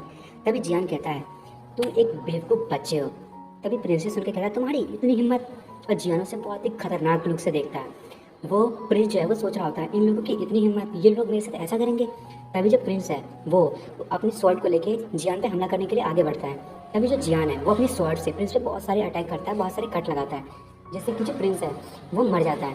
तभी हम अगले सीन में देखते हैं कि कुछ सोल्जर्स जो हैं वो जो ग्रैंड मास्टर यानी कि जो बटलर और प्रिंस उनकी बॉडी को शिफ्ट कर रहे होते हैं। तभी हमें दिखाया जाता है कि एक जगह पे मिस रुक्सी के पापा, मिस रुक्सी की मम्मी, मिस रुक्सी और जियान खड़े होते हैं और उन लोगों ने जो प्रिंस है और जो बटलर है उसके बॉडी डबल तैयार किए होते हैं, जो लोगों को लग रहा होता है कि उन्होंने उन्हें मारा नहीं है। सब लोग सोच रहे होते हैं कि ये अभी भी जिंदा है, पर असलियत में हमें पता है कि जियान ने इन सबको मार दिया है, ये तो सिर्फ बॉडी डबल है। तभी कुछ सोल्जर्स उस प्रिंस से कहते हैं, जो नकली प्रिंस है, कि सब कुछ तैयार है, हम लोग चलने के लिए तैयार हैं। तभी जो मिस रुक्सी के पापा के जो सिटी है उसके जो लोग हैं वो देख रहे होते हैं कि जो प्रिंस है ना वो अपनी जो घोड़ा गाड़ी है उसमें बहुत सारे ना बॉक्सेस लेके जा रहे होते हैं और वो कह रहे होते हैं क्या ये प्रिंस जो है वो हमारी सिटी से इतना कुछ लेके जा रहा होता है, मुझे लगा नहीं था कि हमारा जो सिटी लॉर्ड है वो ऐसा कुछ होने देगा। तभी जो जियान है वो मिस रुक्सी के पापा से कहता है कि आप चिंता मत कीजिए, जैसे ही ये लोग हमारे टेरिटरी को क्रॉस करेंगे तभी कुछ बैंडिट्स जो हैं वो इन लोगों पे हमला कर देंगे और प्रिंस और बटलर को मार देंगे, जिससे लोगों को लगेगा कि प्रिंस और जो बटलर है वो लोग सिर्फ एक लूटपाट में मारे गए। और ये सुनते ही मिस रुक्सी के पापा जियान को शाबाशी देते हुए कहते हैं कि मुझे कभी नहीं लगा था कि तुम इतनी बड़ी कंट्रीब्यूशन दे पाओगे, मैं बहुत ही खुश हूँ तुमसे, मुझे बहुत ही गर्व है तुम पे, कि मुझे नहीं लगा था कि यदि तुम नहीं होते तो फिर पता नहीं हमारे साथ क्या होता, यदि तुम नहीं होते तो हम इस छोटे प्रिंस से कभी भी निपटारा नहीं कर पाते। जियान कहता है आप ऐसी बातें मत कीजिए, फादर इन लॉ ने भी बहुत ज़्यादा एफर्ट्स दिए हैं और वैसे भी अब ये जो यान फैमिली है वो मेरी फैमिली है। जियान कहता है कि रही बात प्रिंस की, उसने मेरी रुक्सी को परेशान करने की कोशिश की, वो तो ये चीज़ डिजर्व करता ही था। तभी मिस रुक्सी की मम्मी कहती है तुमने सिर्फ 30 लोगों का यूज़ करते हुए एक ग्रैंड मास्टर को मार दिया, ये बहुत ही अमेजिंग चीज़ है, क्या तुम्हें रिवॉर्ड के तौर पे हमसे कुछ चाहिए? तभी जियान कहता है यदि मैं सच कहूँ तो मुझे मेरे फादर इन लॉ और मदर इन लॉ से सच में एक गिफ्ट चाहिए। ताकि फादर इन लॉ कह रहे होते हैं जियान से कि तुम्हें जो भी चाहिए तुम बताओ, मैं उस चीज़ को पूरा करने की पूरी कोशिश करूँगा। तभी जियान कहता है कि आपको इतना नर्वस होने की जरूरत नहीं है, मैं सिर्फ ब्लैक रॉक माउंटेन पर जाना चाहता हूँ। जब मैं बटलर को मार रहा था तो मुझे एक बहुत ही खतरनाक इंजरी हो गई थी, इस इंजरी के कारण मुझे ब्लैक रॉक माउंटेन पर जाना पड़ेगा, क्योंकि ब्लैक रॉक माउंटेन पर ही एक ऐसा हल मिलता है जो मेरी इंजरी को रिपेयर कर सकती है। तभी उसके ग्रैंडफादर कहते हैं क्या तुम ब्लैक रॉक माउंटेन पे जाना चाहते हो, वहाँ पे बहुत सारे खतरनाक मॉन्स्टर्स हैं और वहाँ पे हेफेंग ज़ाई जो गैंग है वो भी वहाँ पे रहती है, वो लोग बहुत ही ज़्यादा बुरे लोग हैं। अगर तुम वहाँ जाना चाहते हो तो मुझे लगता है कि तुम अपनी जान को गंवा दोगे, क्या तुम्हारा वहाँ जाना सच में इतना ज़रूरी है? तभी जियान कहता है हाँ मेरा जाना वहाँ बहुत ज़रूरी है। मिस रुक्सी कहती है वहाँ पे जाना बहुत ही ज़्यादा डेंजरस है और अगर तुम ब्लैक रॉक माउंटेन पे जाना चाहती हो तो मुझे भी ले जाओ। तभी जियान कहता है नहीं तुम्हें यहीं रहना पड़ेगा, तुम्हें यहाँ पे रहना ज़रूरी है, और वैसे भी यहाँ की जो प्रॉब्लम थी वो मैंने सॉल्व कर दी है और काउंटी गवर्नमेंट जो है मुझे नहीं लगता कि इतने सारी चीज़ों के बाद भी शांत रहेगी। तभी जो जियान है वो अपने पास से 2 बुक निकाल के देता है और मिस रुक्सी को कहता है कि तुम्हें और तुम्हारा जो जनरल है आर्मी का उसे ये प्रैक्टिस करनी है, तुमने इसके इफेक्ट्स को तो देख ही रखा है मेरे 30 वॉरियर्स पे। तभी मिस रुक्सी कहती है ठीक है, यदि तुम ऐसा कह रहे हो तो मैं इसे पक्का मास्टर करने की कोशिश करूंगी। तभी जियान मिस रुक्सी के बालों में हाथ फेरते हुए कहता है कि मैं पक्का वापस आ जाऊंगा। मिस रुक्सी कहती है तुम्हें वहाँ से सेफली आना पड़ेगा, उसके बाद मैं तुम्हारे साथ रहूंगी। जियान कहता है अच्छा पक्का प्रॉमिस? तभी मिस रुक्सी उसका हाथ झटकते हुए कहती है मेरा मतलब ये नहीं था जो तुम सोच रहे हो, मेरा मतलब ये था कि मैं तुम्हारे साथ तुम्हारी फैमिली में जाऊंगी और तुम्हारे पेरेंट्स से बात करूंगी। तभी जियान कहता है हाँ बेकार की बात है। तभी मिस रुक्सी को दिखाया जाता है वो शर्मा रही होती है और जियान मन में सोच रहा होता है लगता है कि मिस रुक्सी को भी मेरे से कुछ ना कुछ तो हो रहा है, जब मैं वापस आऊँगा तो पक्का मुझे कुछ ना कुछ बेहतर चीज़ मिलने वाली है। तभी हम देखते हैं जियान ब्लैक रॉक माउंटेन पे जाने के लिए तैयार हो जाता है और अपने घोड़े पे बैठ के ब्लैक रॉक माउंटेन की तरफ जाने लगता है। और फिर हमें मिस रुक्सी को और जो उसकी मेड है उसे दिखाया जाता है, वो दोनों ही कह रही होती है कि प्लीज़ सेफ आना जियान से। तभी हमें ब्लैक रॉक माउंटेन को दिखाया जाता है। ब्लैक रॉक माउंटेन जो है उसमें बहुत सारे पावरफुल एनिमल्स हैं और वहाँ पे बहुत सारे बीस्ट रहते हैं जो छुपे रहते हैं हमेशा, ताकि वो शिकार कर सकें। तभी हमें कुछ टाइम के बाद का दिखाया जाता है, यानी कि कुछ महीने बाद का। जियान जो है वहाँ पे पहुँच जाता है और जियान कहता है कि अब मैं यहीं पे प्रैक्टिस करने वाला हूँ कुछ टाइम तक, और मुझे जो अपनी सोल को हील करने के लिए जो एलिक्सर और मेडिसिन चाहिए वो मुझे यहीं पे मिल पाएंगी। तभी जियान घोड़े पे बैठते बैठते कल्टीवेशन करने लगता है और अचानक से वो अपनी आँख खोलता है और कहता है वाह, मैं तो यहाँ आते ही ऐसा लग रहा है कि मेरी बॉडी रिफ्रेश ही हो गई है। तभी जियान कहता है मुझे यहाँ पे अपनी जो गार्ड है उसे लोअर नहीं रखना चाहिए, और यदि मैंने इसे बहुत ज़्यादा हाई भी कर दिया तो जो यहाँ के बीस्ट हैं वो मुझ पर अटैक कर देंगे। तभी अचानक से उसके पीछे से एक तेंदुआ जियान पे हमला कर देता है और जियान उसे देख के कहता है क्या ये तो ब्लैक ह्यूमन गिल्ड लियोपर्ड है। पर जो लियोपर्ड है वो जियान पे अटैक करता तो है पर जियान उसे रोक लेता है। तभी जियान कहता है कि वाह ये तो फर्स्ट ऑर्डर मॉन्स्टर है, मुझे तो आज मज़ा आने वाला है। मैंने सोचा नहीं था कि यहाँ आते ही पहले मुझे एक ऐसा बीस्ट मिल जाएगा। ये बीस्ट जो है वो एक सोल्जर के बराबर का है पर ये एक सोल्जर से ज़्यादा खतरनाक है। मैं इसके ऊपर अपनी बहुत सारे कॉम्बैट स्किल्स को प्रैक्टिस कर सकता हूँ और उनमें से कुछ कॉम्बैट स्किल जो है वो 7 रिटर्निंग स्वॉर्ड स्किल है। तभी जो जियान है वो अपने फर्स्ट स्टेप को उस लियोपर्ड पे हमला करना शुरू कर देता है और कहता है ये एक बेसिक नाइफ अटैक है और वो अचानक से उस बेसिक नाइफ अटैक को 10,000 नाइफ्स में बदल देता है और लियोपर्ड पे एक के बाद एक अटैक करता है पर उससे लियोपर्ड को कुछ खास असर नहीं होता।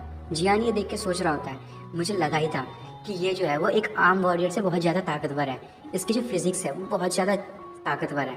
तभी जियान कहता है कि मुझे एक बढ़िया शिकार मिल गया है अपनी प्रैक्टिस करने के लिए।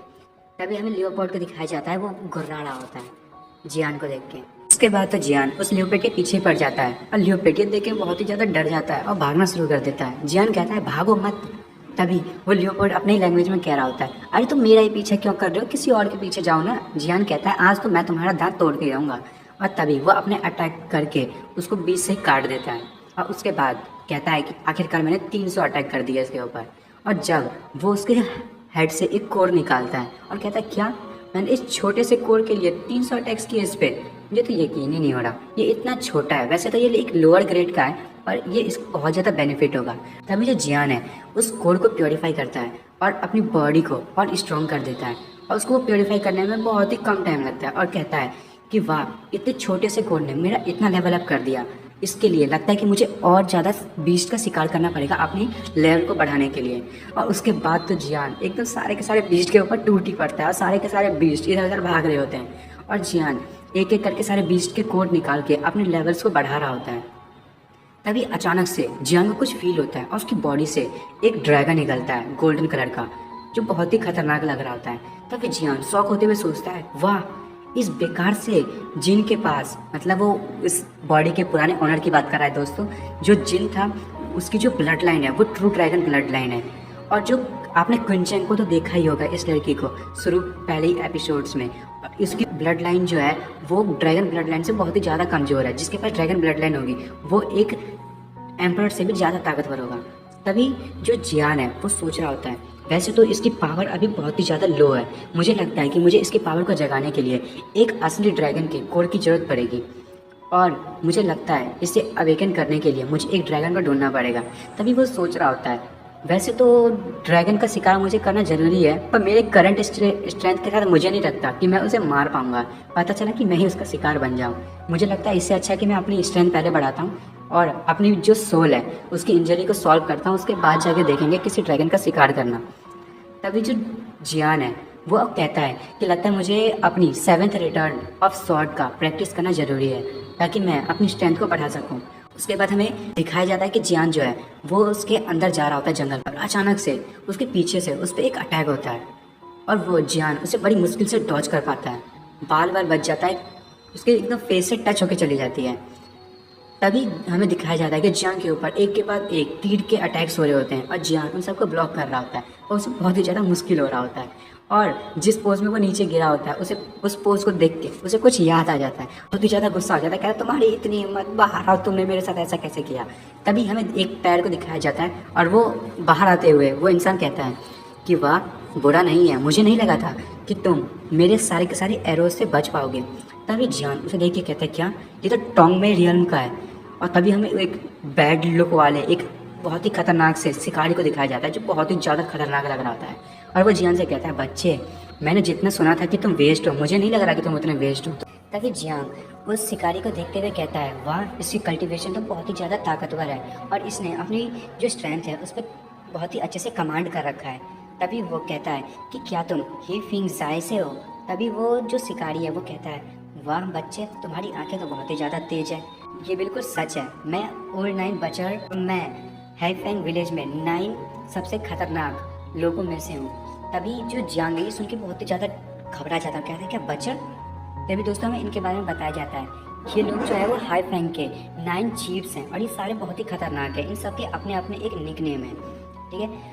आपको समझ में आ गया होगा। अब मुझे लगता है डिटेल की जरूरत है। चलो अब देखते हैं, फाइट स्टार्ट होती है। अभी जियांग जो है वो कहता है कि मैंने इसके बारे में सुन रखा है, ये जो बंदा है वो अपनी जो बड़ी तलवार है उससे लोगों का सर जो है वो काट देता है और उससे फुटबॉल खेलता है। तभी जियांग कहता है तुम यहाँ पे क्या कर रहे हो।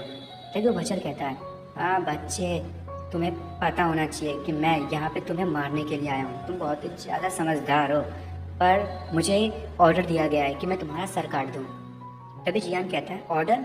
क्या कोई ऐसा भी है जो तुम्हें ऑर्डर दे रहा है? क्या वो लिन फैमिली है या फिर जैंग फैमिली? और ये सुन के वो जो बच्चा है वो कहता है वाह बच्चे, तुम तो बहुत ही ज़्यादा समझदार हो। तुमने मेरी बातों के लूप होल्स को समझ लिया। मुझे लगा नहीं था कि तुम इतने ज़्यादा समझदार होगे। अब समझ में आया कि तुम्हें ये सब मारना क्यों चाहते हैं। तभी वो जो बचर है वो जियांग पे अटैक कर देता है अपनी स्वॉर्ड से और जियांग जो है उसे बड़ी मुश्किल से डॉज करता है और देख के शॉक हो जाता है और कहता है ये तो बहुत ही ज़्यादा ताकतवर है, जो बहुत ज़्यादा ताकत है, पर इसके पास में दिमाग कम है शायद। तभी वो जो बचर है वो फिर से उस पर अटैक करता है और जियांग जैसे बार बार डॉज करता है और उसे देख के वो बहुत ही ज़्यादा डर जाता है और कहता है अरे यार तुमने मुझे काट दिया तो मेरी जो वाइफ है वो विधवा हो जाएगी। तभी जो बचर है वो ये सुन के बहुत ही ज़्यादा गुस्सा हो जाता है, उस पर एक के बाद एक अटैक करने लगता है और जियांग उसके अटैक्स को ब्लॉक करते हुए कहता है ये तो बहुत ही ज़्यादा खतरनाक ताकत है। और वो उसकी अटैक से जियांग बहुत ही ज़्यादा दूर जाके गिरता है और वो कैसे न कैसे अपने आप को संभाल ही लेता है। तभी वो मन में सोच रहा होता है ये जो वॉरियर है ये स्ट्रेंथ के मामले में तो मेरे से बहुत ही ज़्यादा ताकतवर है, मुझे कोई ना कोई आइडिया तो निकालना ही होगा। तभी जो बचर है वो जोर जोर से हंसने लगता है और कहता है बच्चे तुम अपनी बीवी की चिंता मत करो, जब तुम मर जाओगे तो मैं उसका ध्यान रखूंगा और उसे खूब सारा प्यार दूंगा। और ये सुन के जियांग तो बहुत ही ज़्यादा गुस्सा हो जाता है और बचर पे एक के बाद एक अटैक करना शुरू कर देता है। और बचर कहता है कि वाह, मैंने सोचा नहीं था कि तुम जैसा एक कमज़ोर आदमी भी मुझ पे अटैक करेगा। तभी जियांग फिर भी ये सब सुन के भी एक के बाद एक अटैक कर रहा होता है क्योंकि उसे तो बहुत ज़्यादा गुस्सा आ गया होता है मिस रूसी के बारे में ये सब सुन के। तभी जियांग उस पर अटैक करते ही अचानक से भागने लगता है और तभी बचर कहता है क्या तुम मुझसे भागना चाहते हो? और वो पीछे से अपनी एरोज से उस पर अटैक करने लगता है, पर जो जियांग है उसे कैसे न कैसे करके डॉज कर ही लेता है और वो उस पर एक के बाद एक अटैक करने लगता है। तभी जो जियांग है वो कहता है अरे तुम मेरा पीछा क्यों कर रहे हो, मेरे जैसे कमज़ोर आदमी के पीछे क्यों लगे हुए हो? तभी बचर कहता है बच्चे तुम वहाँ कहाँ जा रहे हो, तुम्हें पता है ना यदि तुम अंदर गए तो तुम मर जाओगे। और वो मन में सोच रहा होता है क्या ये बच्चा सच में फॉरेस्ट के अंदर जाने की सोच रहा है। और वो कहता है कि मैं तुम्हें मार दूंगा, चिंता मत करो। तभी जियांग जो है वो मन में सोच रहा होता है ये जो बचर है ये मुझे भागने नहीं देना चाहता माउंटेन्स के अंदर में, ये मुझे मार कर ही रहेगा लगता है। तभी जियांग कहता है ठीक है फिर देखते हैं, इसका इलाज करना पड़ेगा। बचर कहता है कि बच्चे तुम सच में अंदर जा रहे हो? जियांग अंदर जाते हुए कह रहा होता है कि मुझे इससे बचने का कोई ना कोई तरीका निकालना पड़ेगा, इससे बचने का कोई ना कोई पॉसिबिलिटी तो होगी और वो पॉसिबिलिटी सिर्फ मुझे यही लग रही है कि मैं फॉरेस्ट के अंदर चला जाऊँ। तभी जियांग जो है वो पेड़ पे से कूदते हुए नीचे आ जाता है और बचर उसको देख के कहता है बच्चे लगता है तुम वहाँ पे अंदर जाने से डर गए। तो जियांग कहता है तुम बेवकूफ़ हो गया, मुझे अंदर जाने से क्यों डर रहेगा, मेरे पास अपना एक अलग का हथियार है। तभी बचर उस पर हमला करने लगता है और जियांग अपने हाथ में ऐसा लगता है जैसे उसने एक पावर बॉल बनाया होता है और जोर से कहता है 100,000 वोल्ट और उसको उसकी तरफ फेंक देता है। तो जो बच्चा है वो देख के कहता है क्या ये एक हिडन वेपन है? तभी वो गौर से उसे देखता है तो वो एक छोटा सा पंछी का बच्चा होता है। ये देख के वो भी शौक जाता है, कहता है क्या ये तो एक झूठ है, मैंने सोचा था ये तो एक हिडन वेपन है, ये तो एक छोटा सा पंछी का बच्चा है, वो भी थंडरबर्ड का। वो तो शुक्र है कि इसकी मम्मी यहाँ नहीं है। और जैसे ही वो बच्चा उसके पास पहुँचता है कि उस बर्ड है उसकी जो मम्मी है वो अचानक से उसके सामने जाती है और बहुत ही ज़्यादा गुस्से में होती है कि उसके बच्चे को किसने तंग किया। तभी बच्चा कहता है कि मैंने तुम्हारे बच्चे को नहीं मारा, ये बंदा जो है वो उसने मारा है। तभी जो बचर है वो उसकी तरफ देखता है तो देखता है अरे जियांग तो गायब है। तभी जो वो थंडर वर्ड है वो बहुत ही ज़्यादा गुस्सा हो जाती है और अपने थंडर का इस्तेमाल करते हुए बचर पे अटैक कर देती है। जियांग भागते हुए कह रहा होता है कि बचर यदि तुम इस थंडर बर्ड के हाथ से मर गए तब तो ठीक है, नहीं तो अगली बार मैं तुम्हें बताऊंगा कि मुझसे पंगा लेने का क्या नुकसान है। तभी पीछे से एक जो बीस्ट है भालू जैसा दिखने वाला वो जियांग के पीछे अटैक कर देता है। जियांग भागते हुए कहता है कि इस जंगल के सारे बीस्ट को क्या मैं ही पसंद हूँ, कोई और पसंद नहीं है क्या? और जियांग उस भालू से भागता हुआ एक गुफा के अंदर में चला जाता है और वो जो भालू है उस गुफा के अंदर नहीं जाता है। जियांग भी ये देख के कह रहा होता है कि इतना खतरनाक भालू इस गुफा के अंदर में आने से डर रहा है, मुझे लगता है इसके अंदर कुछ तो गड़बड़ है। और तभी वो कुछ महसूस करता है, कहता है ये बहुत ही ज़्यादा ताकतवर है और बहुत ही ज़्यादा शांत है। यहाँ पे बहुत ज़्यादा ही डार्क एनर्जी है। और जियान सोच रहा होता है वैसे भी बाहर में वो भालू खड़ा है, इससे अच्छा मैं यहाँ पे अपनी स्वॉर्ड की प्रैक्टिस कर लेता हूँ और अपने आप को स्ट्रांग बनाता हूँ। तभी वो अपनी एक के बाद एक स्वॉर्ड टेक्निक को प्रैक्टिस करने लगता है और कहता है कि वैसे तो इसकी एक लिमिट है, पर यदि मैंने इसे 9th और 10th लेवल पे पहुंचा दिया तो मैं बहुत ही ज़्यादा ताकतवर हो जाऊंगा और ये किसी भी चीज़ को एक ही स्ट्राइक में काट देगी। और जियान ये सोच के एक के बाद एक स्ट्राइक लगा रहा होता है, तभी अचानक से वो एक पत्थर पे स्ट्राइक लगाता है और उसके जो पत्थर है वो बीच से कट जाता है। ये चीज़ देख के जियान बहुत ही ज़्यादा शॉक हो जाता है और कहता है वाह, ये तो बहुत ही ज़्यादा ताकतवर है। और वो मन में सोच रहा होता है कि मेरी जो ये स्वॉर्ड टेक्निक है ये तभी ज़्यादा ताकतवर होती है जब मेरे पास बहुत ज़्यादा डार्क पावर होगी। मुझे लगता है कि यहाँ पे अचानक से बहुत ज़्यादा डार्क फोर्स बढ़ गई है। तभी हमें दिखाया जाता है एक बहुत से खतरनाक आंखों और जियान के सामने एक बहुत ही बड़ा ड्रैगन निकलता है पानी के अंदर से। और जियान ये देख के बहुत ही ज़्यादा शॉक हो जाता है और कहता है ड्रैगन, क्या यहाँ पे एक ड्रैगन भी है? और तभी हमें इस ड्रैगन के बारे में बताया जाता है ये ब्लैक आर्मर एम्परर ड्रैगन है, ये बहुत ही ज़्यादा ताकतवर है। और जियान कहता है सारे के सारे ड्रैगन्स में से ब्लैक आर्मर जो ड्रैगन है वो टॉप 3 में आता है और अगर इसकी स्ट्रेंथ को देखा जाए तो ये बहुत ही ज़्यादा ताकतवर है और इसके सामने कोई भी नहीं टिक सकता। जियान मन में सोच रहा होता है कि यदि मेरे को इसका ब्लड मिल गया तो मैं अपनी ड्रैगन ब्लड लाइन को अवेकिन कर पाऊंगा और मैं भी बहुत ही ज़्यादा ताकतवर हो जाऊंगा और ग्रैंड मास्टर तक को भी हरा सकता हूँ। तभी जियान सोचता है कि ये सब सोचने से क्या फ़ायदा, मेरी स्ट्रेंथ इतनी कम है, पता चला मैं इसके सामने गया और ये मुझे मार दे। इसके सामने तो वो हूँ रैंक का यदि कोई बहुत ही खतरनाक मास्टर भी आ जाए तब भी वो उसे नहीं हरा पाए। चलो छोड़ो, अभी मेरे लिए मेरी ज़िंदगी ज़्यादा इम्पोर्टेंट है। इसकी जो ब्लड है उसे मैं बाद में ले लूँगा।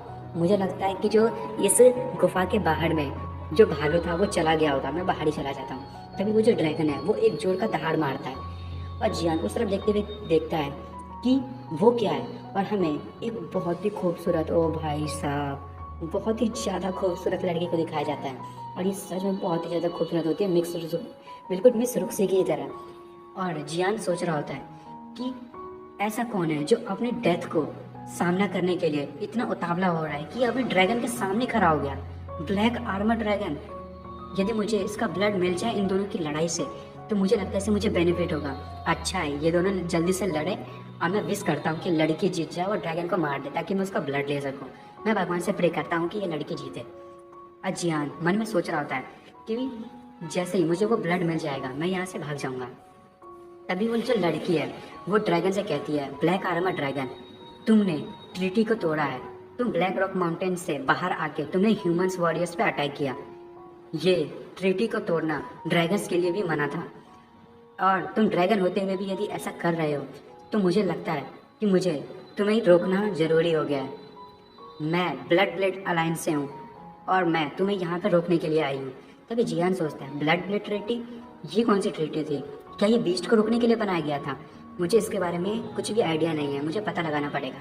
तभी वो जो लड़की है वो अपनी स्वॉर्ड में अपनी पावर को गैदर करते हुए एक ड्रैगन की तरफ एक खतरनाक सा स्लैश लगाती है और जोर से कहती है कि मैं तुम्हें मार दूंगी।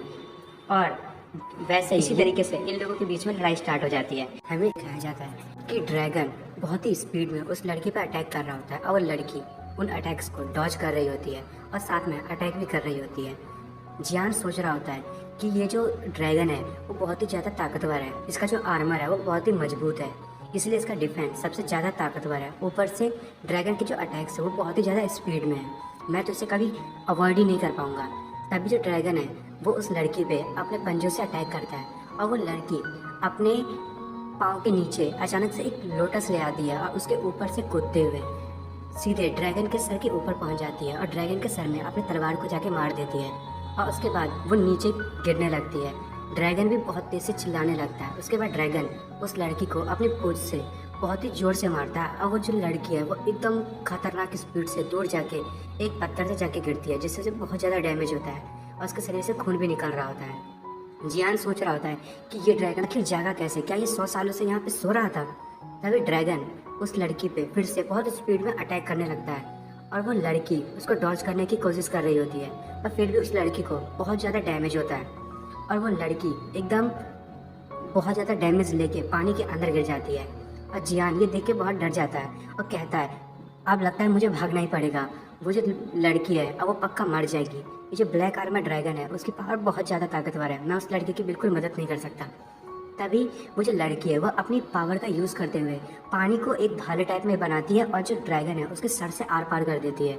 और ये चीज़ देख के जो जियान है वो बहुत ही ज़्यादा शॉक हो जाता है और कहता है ये जो लड़की है वो अचानक से इतनी ज़्यादा ताकतवर कैसे हो गई। तभी हमें उस लड़की को दिखाया जाता है, उस लड़की के सर पे एक लोटस जैसा कुछ चमक रहा होता है। अब वो देख के जियान कहता है ये तो मार्क ऑफ लाइफ है। वो लड़की, उसको पता चल जाता है कि जियान जो है वहाँ पे नीचे में छुपा हुआ है। वो कहता है कौन है वहाँ पे, जो भी है वो चुपचाप यहाँ से चले जाओ। जियान ये सुन के बहुत ही ज़्यादा घबरा जाता है और कहता है ये तो अच्छी बात नहीं है, उसने मुझे ढूंढ लिया, अब 90% चांस है कि वो मुझे यहाँ से पीट पीट के मार देगी। पर अचानक से वो लड़की हवा में बेहोश हो जाती है और बेहोश होकर पानी में गिरने लगती है। जियान कहता है कि अच्छा हुआ वो बेहोश हो गई, मैं तो डर ही गया था। तभी जियान मन में सोच रहा होता है वो पानी में गिर गई है, ये कोई अच्छी बात नहीं है, यहाँ पे कोई ऐसा है भी नहीं जो उसकी मदद कर पाएगा। लगता है मुझे उसकी मदद करनी पड़ेगी, पर यदि मैंने उसे बचाया तो ज़्यादा चांस है कि वो मुझे मार देगी। पर फिर भी जियान जब वो पानी में कूद जाता है और कहता है छोड़ो भी, वैसे भी मेरे को जो है बहुत ही ज़्यादा हैंडसम और अच्छा बनाया गया है, इसलिए मैं किसी भी ब्यूटीफुल लड़की को मरते हुए कैसे देख सकता हूँ, पता नहीं मुझे इतनी अच्छी फेस दी क्यों गई है। तभी जियान उस लड़की को पानी से लेकर बाहर आ जाता है और नीचे रख देता है। और उसके बाद जिसने भी ये जो ड्राइंग बनाई है ना वो हमारे अरमानों को खड़े करने के लिए बनाई गई है। उस लड़की को फिर पानी से निकालने के बाद जो जियान है वो वापस से पानी में जाता है और कह रहा होता है कि अब मुझे पानी के अंदर जाना होगा ताकि मैं ड्रैगन की बॉडी से ट्रेजर निकाल लूँ, इससे पहले कि वो जो लेडी है वो जाग जाए और मुझे मार दे। तभी जो जियान है वो उस ड्रैगन की बॉडी को देख के सोच रहा होता है ये जो ब्लैक आर्मर की जो बॉडी है, ड्रैगन की बॉडी, वो ट्रेजर से भरी हुई है, इसमें इसका ब्लड, एसेंस, कोड ये सारे बहुत ही ज़्यादा पैसे के हैं। और वो देख के बहुत ही ज़्यादा खुश हो रहा होता है। तभी जियान एक चीज़ नोटिस करता है कि ये जो ड्रैगन है उसके सर में एक 4 टायर का कोड होना चाहिए जिसकी जो कीमत है वो मिलियन गोल्ड से भी ज़्यादा होगी। पर जब वो उसके पास जाता है तो वो देखता है कि जो उस लड़की ने जो उस वाटर के मतलब जो भाले का इस्तेमाल करते हुए उसके सर में जो छेद किया था उससे उसका कोट टूट गया है। और जियान ये देख के सोच रहा होता है चलो अब मुझे कोट तो मिलेगा नहीं, तो मुझे इस ब्लड से ही काम चलाना पड़ेगा। तभी वो उसकी बॉडी को चीरता है जिससे उसे वहाँ पे ना उस ड्रैगन का दिल मिलता है। और ये देख के जियान बहुत ही ज़्यादा खुश हो जाता है और कहता है ये तो ड्रैगन का हार्ट है, ये तो मेरे लिए बहुत वैल्यूबल है। और वो उस ड्रैगन के हार्ट को अपने साथ ले आता है और पानी के ऊपर आ जाता है। तभी जियान उस लड़की को देखता है और कहता है पहले मुझे इसका मैटर सॉल्व करना पड़ेगा। और वो लड़की होश में आने की कोशिश कर रही होती है।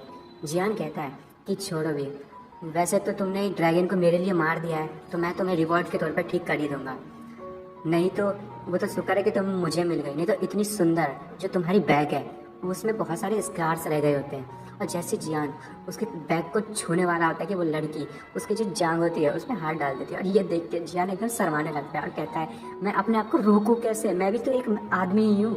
और लड़की वो दर्द से चिल्ला रही होती है।